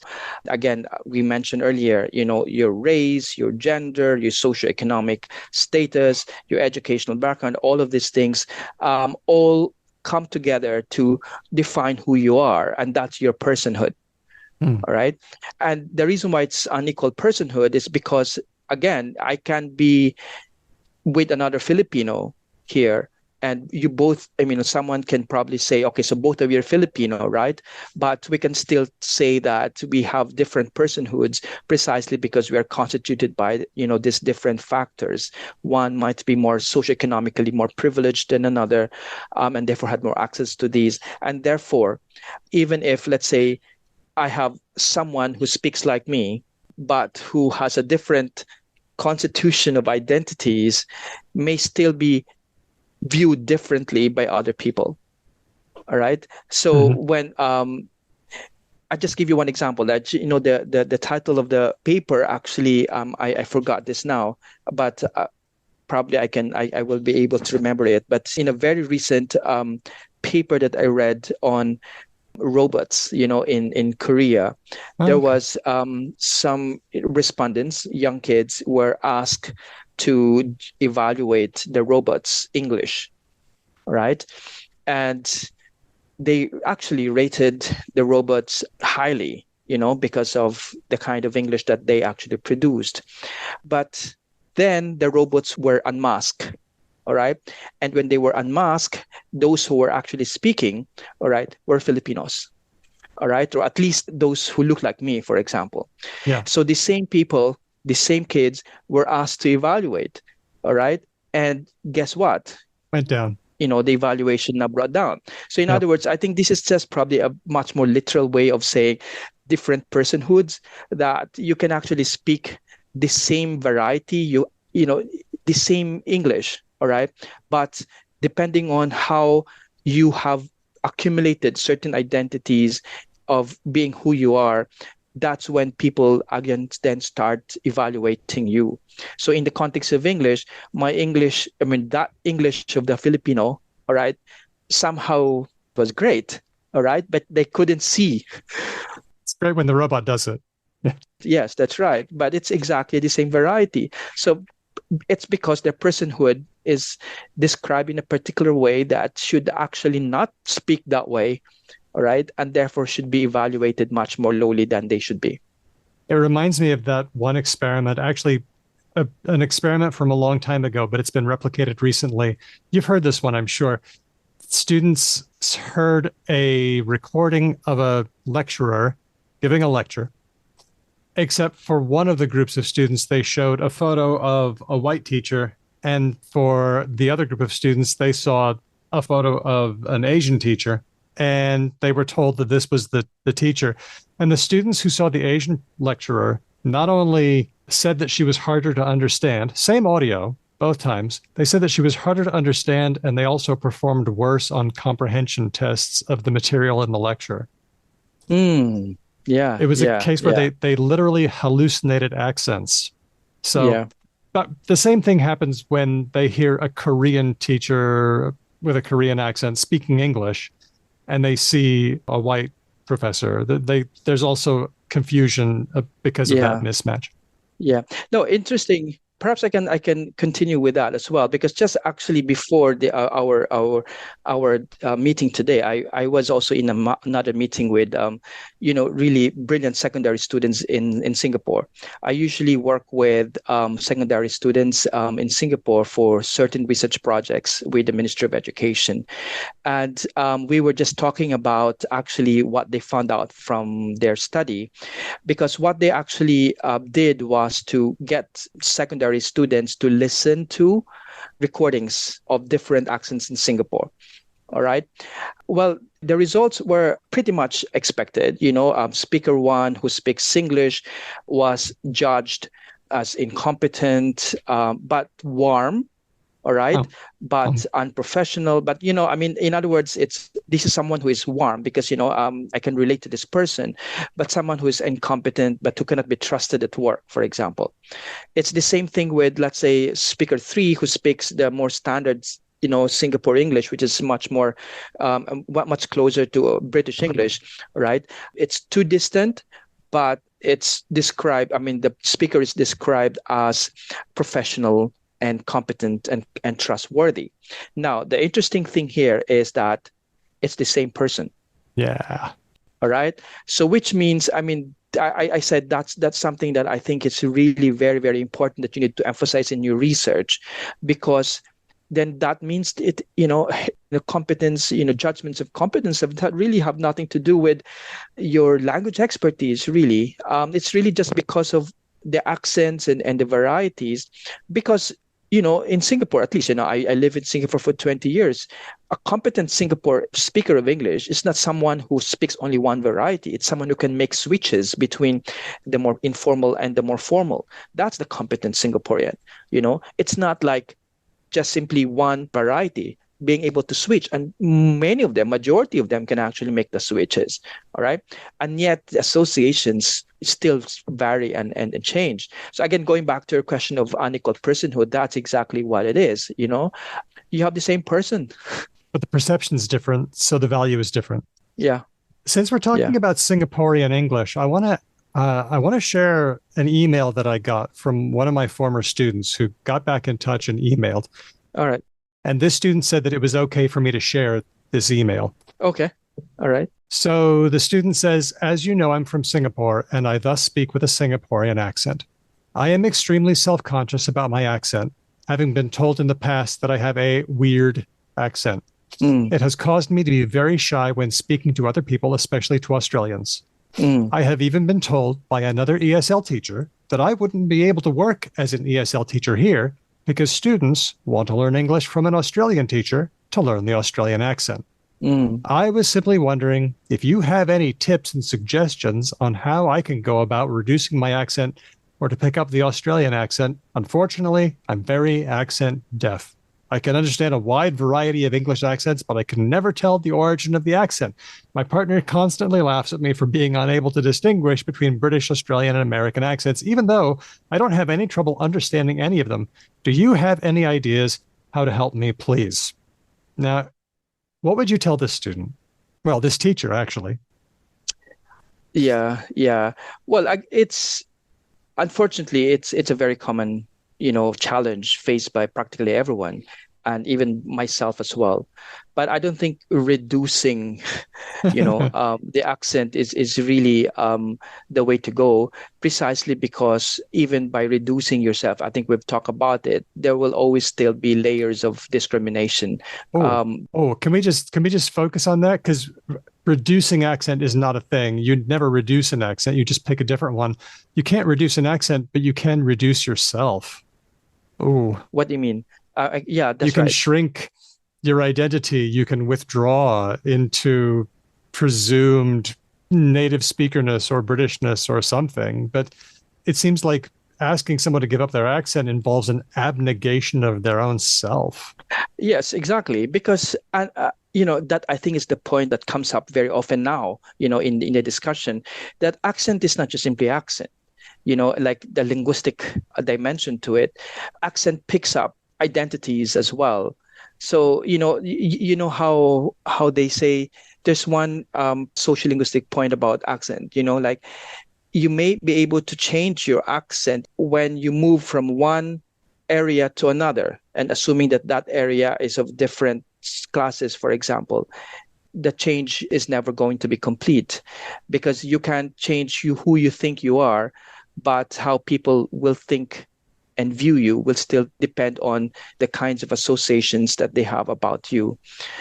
So I guess to me, the way to go is not really reducing. And I've never really advocated this way of doing so because, in the first place, I think what counts in the first place, if in real communication situation and teaching situation, and the research actually helps me out here, that what counts as competence in teaching, that has not something to do really with whether you're a native speaker or not, or it has something to do with your familiarity with the cultures of the students, for example, your familiarity with cultures of learning, for example. In other words, it's accumulating all of these experiences, who actually can help you more than just simply reducing your accent. One way that I actually, for example, practically did was to show proof or evidence of my students improving. I mean, I can give you one example as well of one Singaporean student of mine, because back in Singapore, I taught at the Institute of Education. What she said was there was one time that this is in primary school, and she was assigned to handle a group of students who, most of whom fell short of the cutoff for writing in English, and they needed, help, and the pupils needed help to bring themselves up, because the primary school leaving examination was pretty much the next year. All right. What she did was to actually speak to them in Singlish, to be able to explain how the writing actually works, how to organize things, and so on and so forth. There's so many things that went on from there, but to cut the story short, actually more than half of them eventually made it. All right. But the thing is that she was given the, best teacher award, excellent teacher award. There was this ceremony that invited even teachers, and she was asked to explain how she actually made it. All right. Unfortunately, at that time, she said, she was so afraid to say that, I spoke in colloquial English to be able to do this, precisely because of that kind of fear. All right. She just simply said, "Oh, you just need to be a dedicated teacher. I spend more time with the pupils." All right. But what she actually explained to us and narrated to us was that actually what was crucial was being able to speak to them in an accent, in a variety that, the students felt comfortable in. And because of that, they picked up content and substance even more. And because of that, they actually made it. They actually passed. This is what I meant by try as much as possible to accumulate examples of success of language learning in your students, because at the end of the day, that's what people want to happen anyway, right? For them to improve, for them to be able to be more successful in language learning. And that sounds like what people call translanguaging. Am I right? Yes. Using the language that students bring with them and recognizing the value in it and recognizing the value that teachers bring in with them. Exactly. Yeah, I mean, it's basically using the linguistic repertoire of the students, because, like, for example, for the Philippines, for Singapore, and actually from different parts of the world, the students bring along with them really wide range of linguistic repertoires anyway. It's not just one language. So the idea is just to strategically, I think that's the word for it, strategically or judiciously use these if it is needed to teach them and to help them or to scaffold learning, in other words. Translanguaging is also viewed somehow negatively by a lot of people because it feels like to them anything goes, and it has something to do with, it will have an impact on, let's say, the English language learning of the students. But what they don't actually know is that it is actually used as one of the possible pedagogical tools that can actually help teach students or people become better learners of English. All right. So let's always think along that line. It's to help scaffold learning. Have you seen any English language centers who are doing a good job at combating what's known as deficit ideologies? I guess I should explain that term, deficit ideology. If it's different, then it's bad or it's less. Am I getting that sort of right? Yeah. Well, I guess if I'm not mistaken, I think it's illegal in certain parts of Europe that, institutions require, or private institutions require, native speakers as a requirement because it's discriminatory. Okay. So that in itself is very important to emphasize. All right. That's the first thing. But in different parts of Asia, that's not yet the way it is. But I can speak, for example, for, let's say, of my own institution back in Singapore. Prior to the Institute of Education, I was in the Center for English Language Communication. And I can speak with confidence, for example, because I was part of the whole processing of applications as well, that the idea of the native speaker was taken off or has always been taken off as one of the important criteria. It's always about your proof of good teaching, your proof of student evaluation, your proof of peer evaluation. In other words, it's beyond that, beyond native speaker or non-native speaker dichotomy that's important. And I think there are certain institutions. I don't think in places such as Singapore, that's very, very pronounced. But in other places in Asia, I think it still is, all right? And it is very much in the open that they require native speakerism. I still feel like even if you have a rule saying you're not allowed to look at whether someone's a native speaker or not, you have to just go by how good a teacher they are, proof of student evaluations, peer evaluations. I still feel like those students and peers are going to evaluate them harshly based on the same criteria.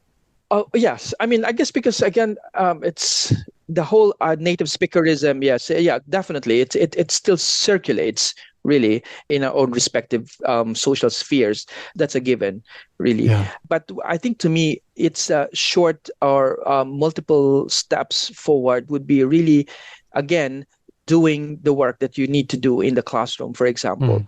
And if there are institutions such as, that have that kind of like a much more enlightened approach to language teaching, then why not? Which is why, like, the people like me, for example, we work with institutions in different parts of the world, basically helping these institutions develop, alternative sets of criteria for teaching and learning of English as well. So it's never an easy task. Interestingly, I was seated beside someone. I mean, I won't mention the name of the organization, but it's a huge global organization in charge of the spread of English. They were saying actually that they have been talking to teachers in different parts of the world and actually helping them reevaluate and reframe their own understanding of what it means to teach English. In other words, moving away from native speakers ideology. And these are British speakers of English who try, to move around the world to somehow do the same thing that I do as well, helping teachers and educators look at their own curricula in different ways. What they're saying is that there's actually more resistance to it from the teachers themselves. So native speakerism is not something that is exclusively by a certain group of people. It's an idea that is very much embedded in people's ideologies, for example. And it doesn't matter what kind of speaker you are, it's just there. And so it is a very long process, because even if you have these, desires to make certain changes, you have to really painstakingly and patiently work with them and see them through, in more specific, in smaller steps, basically. And keep confronting the deficit ideologies that live in your own head. Yes, that's right. And you need to strategize as well. I know, for example, what I need to do, but these kinds of reevaluating must be strategized in a way. So, for example, in teacher training, you just don't go straight to the point.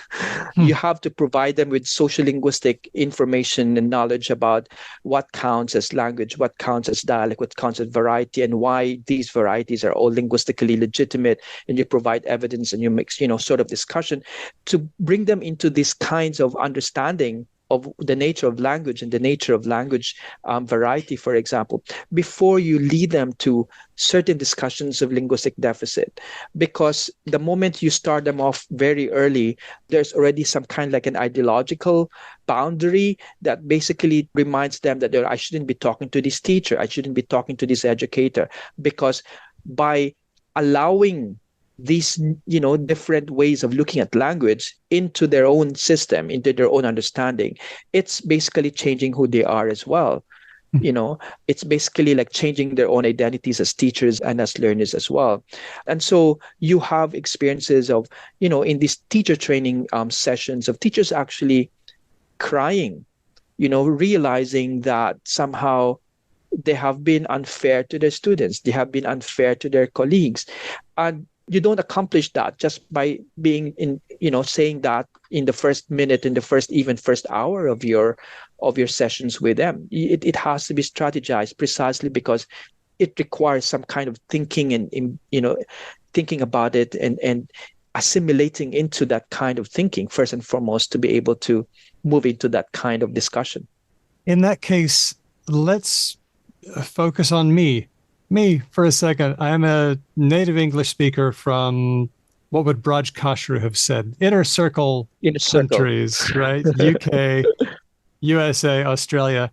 I got all the privilege in the world, English speaking wise, and in lots of other ways as well. And I would love to do better, and I would love to help to create a more equal, I would like to level the inequality in English.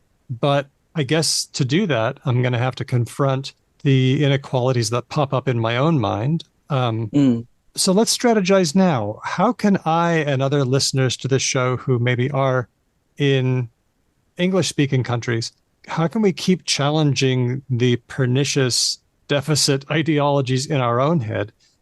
And how do we go about sort of extending that to helping others to see this? What do you wish that we would do? Wow, it's an excellent question, really. And you actually brought it down to something really very, very personal. Well, I think the first thing that I usually actually emphasize is that when you are talking about the use of English, the communication always happens between at least two people. And so the responsibility to make meaning, the responsibility to be comprehensible, the responsibility to make that communication work is everyone's responsibility. That's the first thing. You can't just chuck away your responsibility and say, oh, this person's speaking differently. Actually, this comes up in English with an Accent by Rosina Lippi Green. You might say, I'm going to refuse my fair share of the communicative burden and just disavow my responsibility to make the conversation work because I'm the English speaker. Exactly. Yes, because that is usually the tendency. When something goes wrong in the communication situation, it's always like, he should have said it in a particular way. This person, speaks in a different way. That's why. So the communication is never viewed as something that is mutually constitutive of each other. In other words, the success of communication must not only be reserved solely on the person who we view as of a less English speaker. All right. They shouldn't have to do all the work. Exactly. And the reason why it's something that is very important is because it actually also comes from the education system. You know, you look at textbooks, for example, right? Textbooks, English language textbooks, you have, let's say, dialogues between us, the so-called native speaker and then the non-native speaker. All right. When communication breaks down, who is usually at fault? It's the native speaker. The native speaker has to do something about their English in order to make that communication work. All right. But it's never, like it's a mutual kind of communication whereby everyone has to come together and basically take responsibility over the success of the communication. And so how do we then move forward? If I feel responsible for the communication, it's not just how I speak, but it's also how I listen. All right. When you talk about opening up or diversifying English, it's not just simply diversifying how we speak, it's diversifying how we listen. All right. And therefore, being able to listen is being able to even literally move a little bit forward and then listen to how that person speaks. All right. And there are repair strategies in communication, and that's where competence comes in. Right. It's not like myself. I may not be able to understand you completely. So that's why earlier I said, come again, what do you mean, right? So these are repair strategies. And these are things that I think we can mobilize in a communication situation. For example, can you say that again? All right. In other words, if the desire is for all of us to communicate and to be successful in that communication situation, we will do everything that we can to make that communication work. However, the moment we have that kind of ideological blockage, right? No matter how this person speaks, I don't like this person, how this person looks, then automatically I refuse to listen to this person, or automatically I can just simply say, oh, this person is incomprehensible. So I guess to me, it's not something, it's something very personal that I think we need to do. We have to look at communication in English, and actually communication in any language for that matter, as something that is a responsibility of everyone in that situation. And if we think of it that way, then we just don't speak comprehensively. We need to listen to be able to understand each other. So what we're saying is, in your communications with people, be a good listener as well as a good speaker, and take responsibility for the success of the conversation. Most definitely, yes. Wow. That's right. That wasn't the answer I was expecting, because I thought it was going to be like, make sure that you're aware of inequality in the world and make sure that you promote all varieties of language as valid, which, is the kind of thing that I usually say on the show. But that's very interpersonal, what you've brought today. Yes.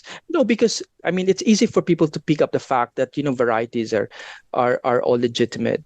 But in real life, that's not how they practice it. That's not how people practice it. It still is, again, all of these ideological blinkers that basically stop them from engaging other people. And that's why I think, to me, we have to start with the very essence of communication to start with, meaning that I think it's everyone's responsibility. And the structural inequalities are mainly because we require others to be responsible for the communication, not us. So if things fail, it's not because of me, it's because of you. Mm-hmm. So why not just simply think that if things fail, we need to work it out together? You're asking me to do something that's actually way harder than simply haranguing people about equality. You're asking me to actually do it. Every time I communicate? Okay. Yeah. All right. Tell you what, I'll make the commitment to do that and challenge myself to stay good that way. The book is Investigating Unequal Englishes, Understanding, Researching, and Analyzing Inequalities of the Englishes of the World. It's available now from Routledge. We're talking with the editor, Dr. Ruanni Tupas of University College London. Ruanni, thanks for coming on the show and having a chat with me. Thank you very much, Daniel. I think I really enjoyed our conversation. Thank you. Me too. I felt like it was successful. It was. Definitely very successful.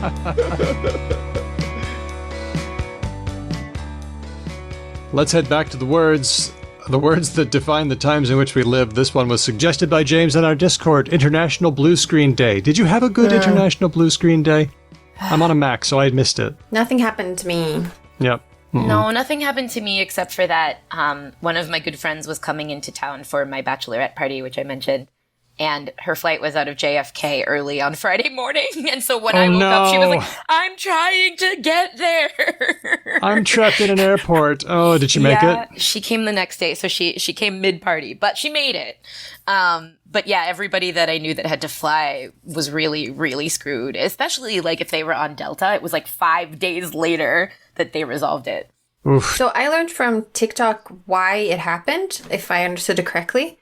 So Windows operating systems allow certain programs access to what's called a kernel, which is, you can imagine, like the innermost bit that's most secure. And Crowdstrike, which is a virus software company, were running some things also at the kernel. And they were testing their new update, but at the end, before they rolled it out, they zipped it up and something happened in the compression that created a file with a lot of void, and that created another like alarm somewhere, and it said this is a virus and shuts down the entire computer. And because it's so high up in the computer's hierarchy, that's why so many people's screens were blue screen of death, which only happens on Windows computers. One of the reasons this can happen is because the EU has said that Windows, that Microsoft, they have to give third-party software access to kernel. They can't just limit that to only... so Windows says it's EU's fault, but actually it's CrowdStrike's fault. It's not a bad thing that people have access to kernel, but they should do it correctly. CrowdStrikes. Or CloudStrike or CloudStrife. Many people were unable to remember, including me, the name of the company responsible. Yes. Cloud or CrowdStrike or Strife? Fairly sure it's Crowd, but the video where someone explained this to me, the person says CloudStrike throughout it, and I think maybe it's an intentional diss. I think this guy knows better. Well, we know, like rhotics and laterals, whatever in English. They move around. They move around. Yeah. I did notice that trains in Germany were unaffected by the outage because they run by fax machine. That's somebody else's joke. I 100% buy it. I mean, one of the good things about how behind Germany as a country is on digitalization is that when things like this happen, it doesn't affect here as much. You can pay with cash everywhere. Deutsche Bahn has a lot of other problems, but being dependent on Windows apparently isn't one of them. Did you know there were teams during the Euros that were supposed to take trains to matches, but then were delayed and had to like take buses or flights or something? The whole world was watching Germany, and Deutsche Bahn couldn't. Anyway, I'll shut up about that. But next one, I'm noticing an uptick in a certain term, and the term is rawdogging. I am so worried that I am going to have to explain this at Word of the Year at the LSA in January, and I just can't be the one. Are you taking over from Ben? Because we always used to joke about Ben having to be the one to face the media. Are you facing the media? Well, no. Ben did write about this, I think, for Wall Street Journal this week. And he wrote about how it's like, used to be wildly explicit, and now we're just all saying it like it's normal. And so maybe I'll take one for the team and do the favor for Ben of being the one that has to talk about this. Why don't you practice? Come on, what do you know about rawdogging? Okay, so you really need the direct object to make it a little better. So let's talk about rawdogging a flight.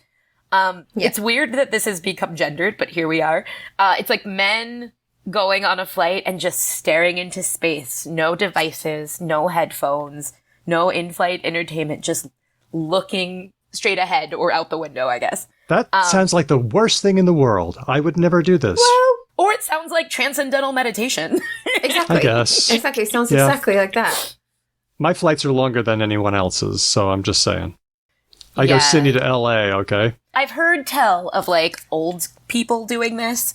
Like I've seen tweets in the past where people are like, I sat next to this woman who was like 75 years old and she just stared into space for 12 hours on the flight. Whoa. Didn't even get up to pee because that's minus points. Yeah. You just gotta sit quietly with your own thoughts. Now, I have heard rawdogging in a different context, and that is doing a process without care. And this kind of goes back to our CrowdStrike story. This is a tweet from Perpetual Maniac, link on the show notes for this episode. Quote, the fix going forward is that Microsoft needs to have better policies to roll back defective drivers and not just raw dog risky updates to customers. That's more interesting, isn't it? explicit. That's the Yes, it that's is. closer to the original sense. All right, Nicole, what's the original sense? Sex without a condom. This would be unprotected sex, yes. And there's a sense thing to discuss here too, which during the beginning of the HIV/AIDS epidemic, this became a point of discussion because, you know, it was such risky behavior. And so I've heard people comment, older gay men that lived through that time in particular, comment that like it's so wild to them that this thing that was extremely taboo because it was so dangerous for so long has become this sort of like thing you write about with flights and whatever in the Wall Street Journal or whatever. Like it's shocking to them. Right. I'm just glad we're not barebacking flights and barebacking risky outdates, Similar, right? I right? mean, yeah, I don't know exactly. what that is. Do you want to tell me what that Same is? thing, same meaning. Oh, I see. Yeah, same thing. Okay.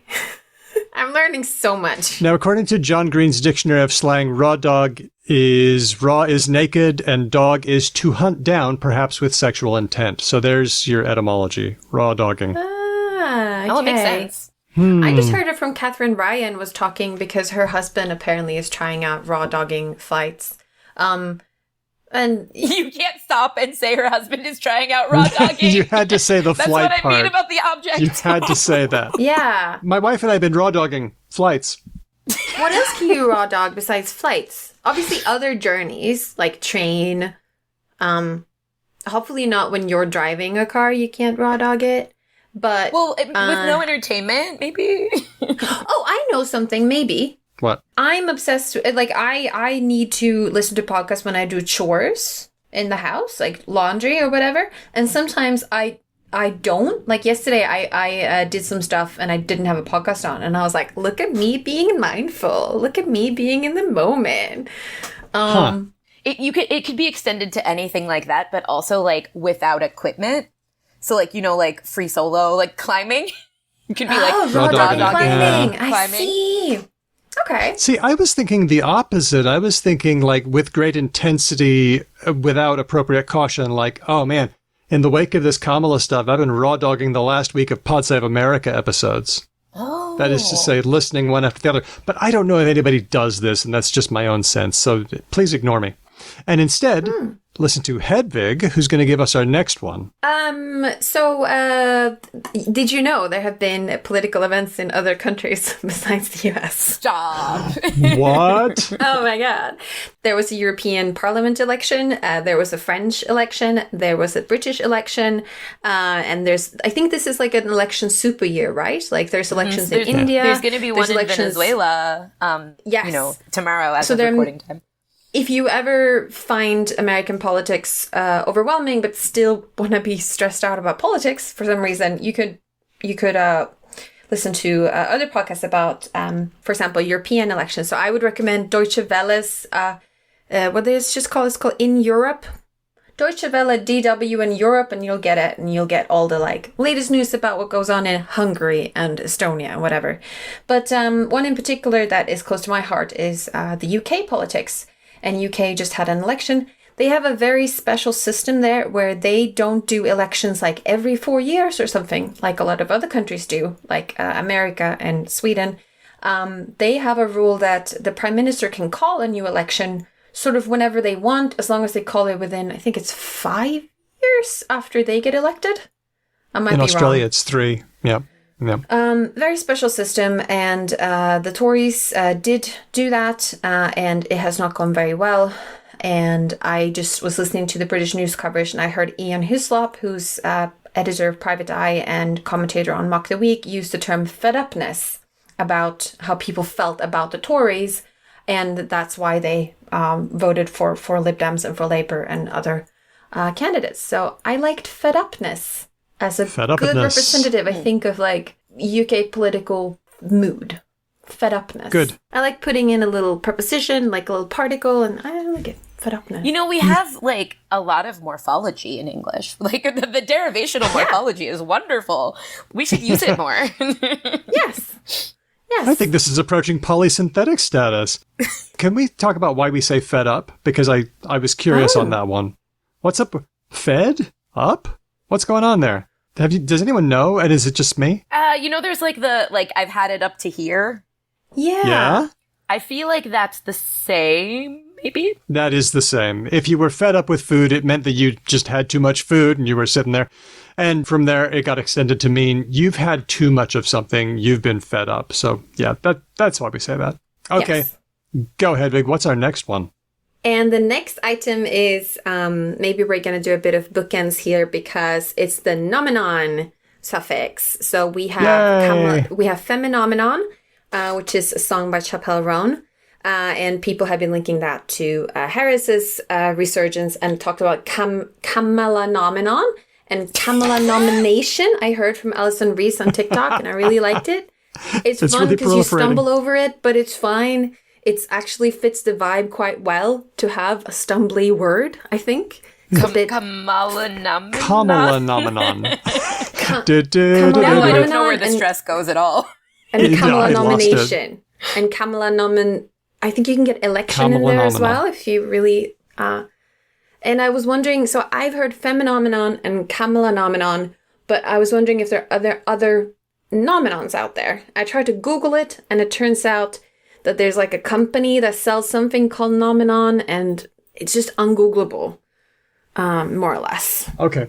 Well, if you Have you want heard to any? check this out online, what you want to go to is lotsofwords.com because then you can search words where it ends with n, on. Okay. And it turns out that words that end with omenon are things like there's phenomenon, there's there's epiphenomenon, symphenomenon, which is defined as a phenomenon resembling others shown by the same object. Do I need to know about that? No. There are a lot of other ones, but they seem to just have to do with the phenomenon ending. So I'm really encouraged to see this new combining form nomenon. It's a good combining form that you can just pick up and use with other things because it's really recognizable and you know what the source word is. So we'll be watching out for that one. It's like NATO, and we had NATO, and we had, there was another one, a Geddon. The something Geddon. Holic is another one. Yeah. Yeah. Chocoholic, alcoholic, etc. So there are loads of combining forms. They're some of my favorite things about English. So good to see. I think you've got one more, Hedvig, and I was curious about this one that you brought. You brought fridgerton. I think that might be a good one to... Oh, yes. So one of my favorite... Can we guess? Can you guess? Yeah, what do you think fridgerton is? I think you're binging Bridgerton because you didn't really pay attention to the last season, and so you're raw dogging episodes of Bridgerton. And you're... This is your own... This is only you. I'm the only one that uses the word that way. I have a worse definition than that. You just go into the fridge. Yeah, go for it, Nicole. Okay, Yeah, go ahead. it's like you watch Bridgerton, but you skip the sexy parts. Like it's Bridget. Good. I like that. I like that. Oh, don't be such a Fridgerton. Okay. I don't want to be friends with someone like that. I'm just saying.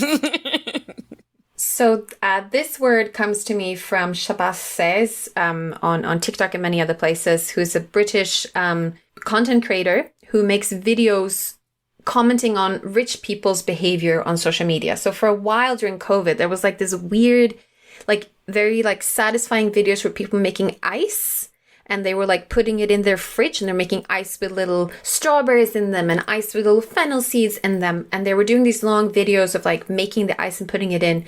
And he was making commentary about it, just pointing out that like the people who can do this are rich people. It's sort of like trad wife type content. And one new trend is this fridgerton trend, which is when you take your fridge and you like into your fridge, you put like a little thing of flowers, a little painting, a little, like you take all your cherry tomatoes and you put them in a nice cup that reminds you of the Bridgerton aesthetic. So You mean my fridge has to be pretty too? yes, apparently. Otherwise, you're povo. I can't take you're the a stress poor of person. modernity. Like, how can you not? So it's like a new kind of unattainable, weird rich people thing, which I'm not sure if it's just satisfying content or if people actually do this. I can't really tell the difference. But yeah, it's like having little flowers and decorative elements in your in your fridge. Okay, well, that's not happening because I've got pickles in there that are pre-COVID. So I just, no, I don't want to look back there. I feel like what's in my fridge is my business, and I don't need it to be aesthetically pleasing to anyone but me. I have to say, unfortunately, when I saw the little tiny cup with a little violet in it, I was like, I'm always wanting to pick flowers when I'm on walks, and I can't really keep flowers around because my little silly cat eats them and then gets diarrhea. And I was like, putting them in the fridge is actually like not a bad idea. You know what I hate about this is it sounds adorable and like a way to bring yourself simple joy, and now I want to do it and I'm mad. They would last longer in there, that's for sure. And I get to see them. She doesn't eat them and get diarrhea. When you open the fridge, it's like, oh, flowers. Oh, for me. How nice. Yeah. So I might be doing All right. I might be coming around. Well, so let's do a rundown of the words of the week that we've seen. We've seen coconut, tree, coconut pilled, weird, brat, International Blue Screen Day, rawdogging, fedupedness, nomenon. My goodness, we've covered a lot of terrain. And fridgerton, our words of the week. Do we need to say anything before we leave this ground? Do we want to just give our final thoughts about the times in which we live? Nope. Yeah, no, I think so.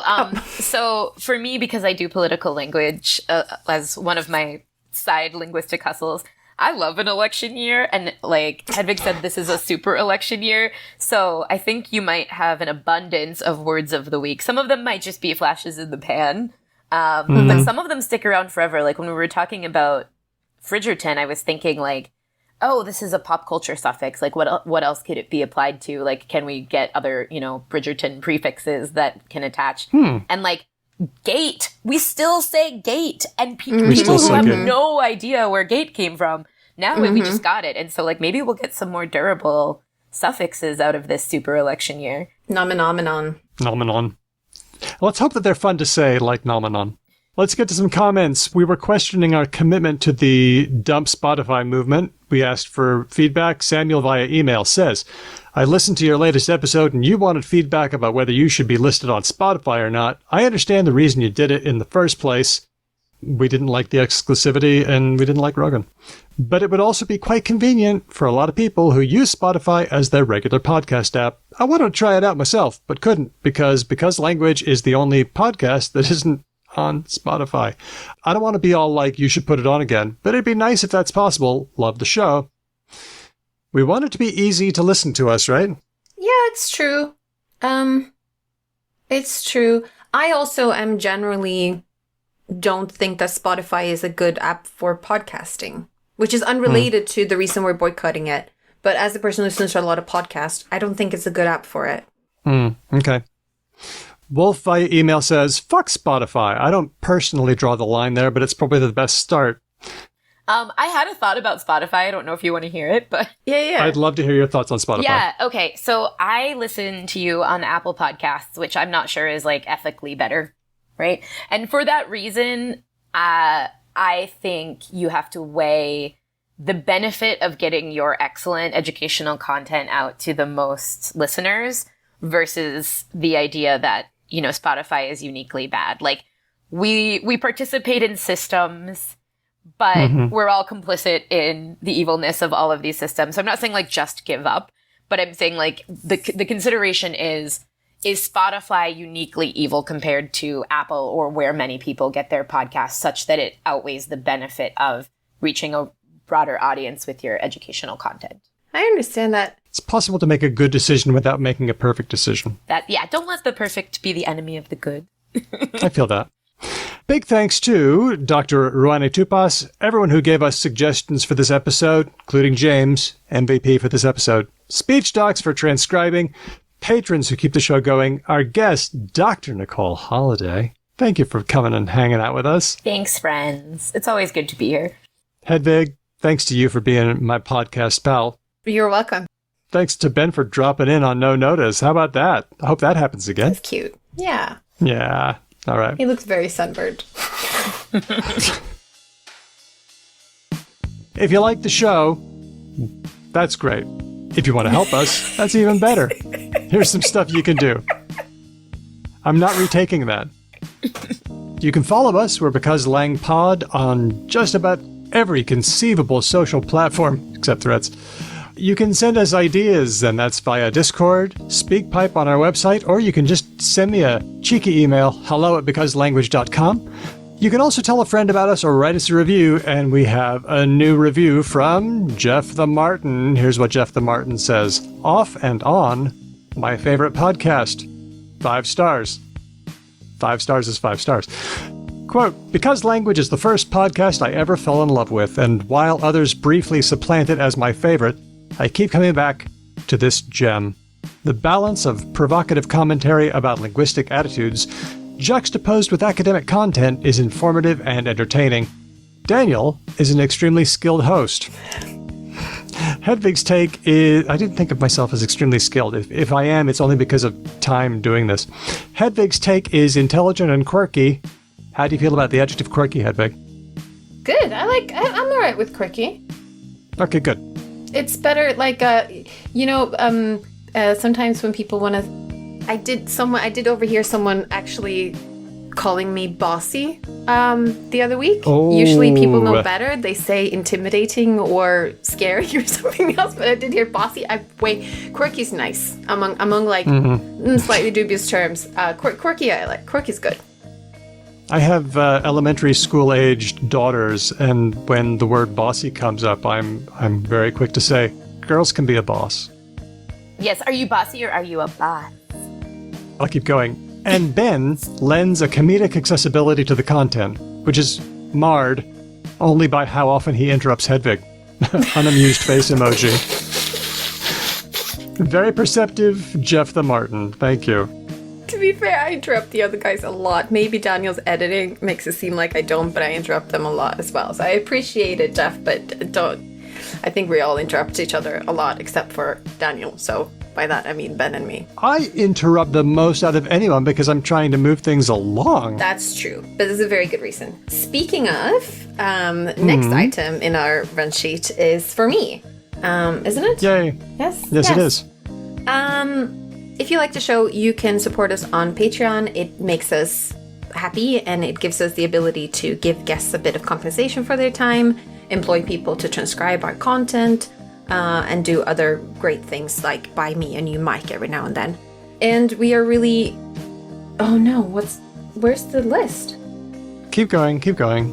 Oh no, it's gonna be a surprise. So,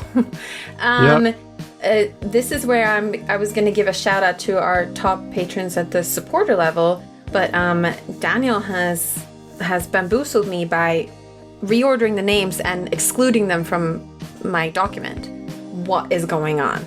Well, that's because I don't know which list to do. I've got 2 lists. Okay. Because I asked ChatGPT to rank them, and I need you to choose which list you want. Do you want the list that ranks them based on how good they probably smell, based on their name? Oh no. Or how would you rank them based on how good they would probably be at doing crimes? Crimes, for sure. Okay. I'm pasting in the crime list. Wait, no, I just realized what I said because it's trained on racist data. What is it gonna do to poor people's names? Oh.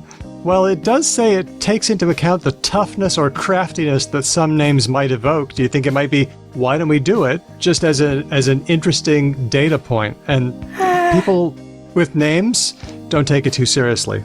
Or would you rather go by how smelly they are? I mean, it could be fine. I don't know. It could be fine. Okay, let's find out what ChatGPT thinks are criminal names, and then all right, we can all remind ourselves that ChatGPT and all large language models are basically complicated autocorrects. Okay, there you go. I pasted in the list. So this time, remember, I asked ChatGPT, could you please rank them on how good they would probably be at doing crimes? And it said, ranking people based on how good they would probably be at doing crimes is an imaginative exercise. Here's a playful attempt at this ranking, taking into account the toughness or craftiness that some names might evoke. Okay, so number 1, to no one's surprise, is Lord Mortis. Because of course it's Lord Mortis. Like Moriarty and Lord, whatever. So that makes perfect sense. Then we have Sonic Snedgehog, which maybe it's picking up on Sonic, the little blue guy, but he doesn't do crimes, does he? No. Steel, Tony, Nikolai, Rianne, Raj, Arya Flame, Pharaoh Cat, Angry Balls, Kenny Archer, Ignacio, Termi, Raina, Jack, Amir, Matt, Stan, Tig, Colleen, Cheyenne, Meredith. I don't really understand what it's using to rank. Meredith. No, but now we're getting to the people who would be absolutely no good at committing crimes at all, so that's where we're at. Okay. Molly D, Nastrin, Aisha, Larry, Chris L, Chris W, Keith, Kevin, Christopher, John Troy, Diego, Andy from Logophilius, Felicity, Lissa, Louise, Nigel, Manu, Renee, Elias, Joanna, Kate, Kathy, Alyssa, Andy, Helen, Margaret, Tim, Wolfdog. Wolfdog I thought Wolfdog would come higher. Yeah, I thought Wolfdog would come higher. I did. Graham, Marianne, Whitney, James, Roger. I don't know what it's using for this. If you want to know who was the smelliest, who was the nicest smelling, it was probably Felicity. And the worst smelling was probably Angry Balls. Okay, that seems right. Well earned. I don't think Angry Balls will be upset about that. No, I think no. We also want to give a special shout out to our newest patron. At the listener level, we have Kate PR. At the friend level, Michael. And a free member, Squid Plunk's Epic Content. Thank you very much to everyone. It's me. All right, Nicole, it's up to you. All right. Our theme music was written and performed by Drew Kapoyanov, who also performs with Ryan Bino and Gideon's Bible. Thanks for listening. We'll catch you next time. Because language. Yay! Thank you, Nicole. Bye. Leap. Okay. Leap. How do I leap? Leap. He left.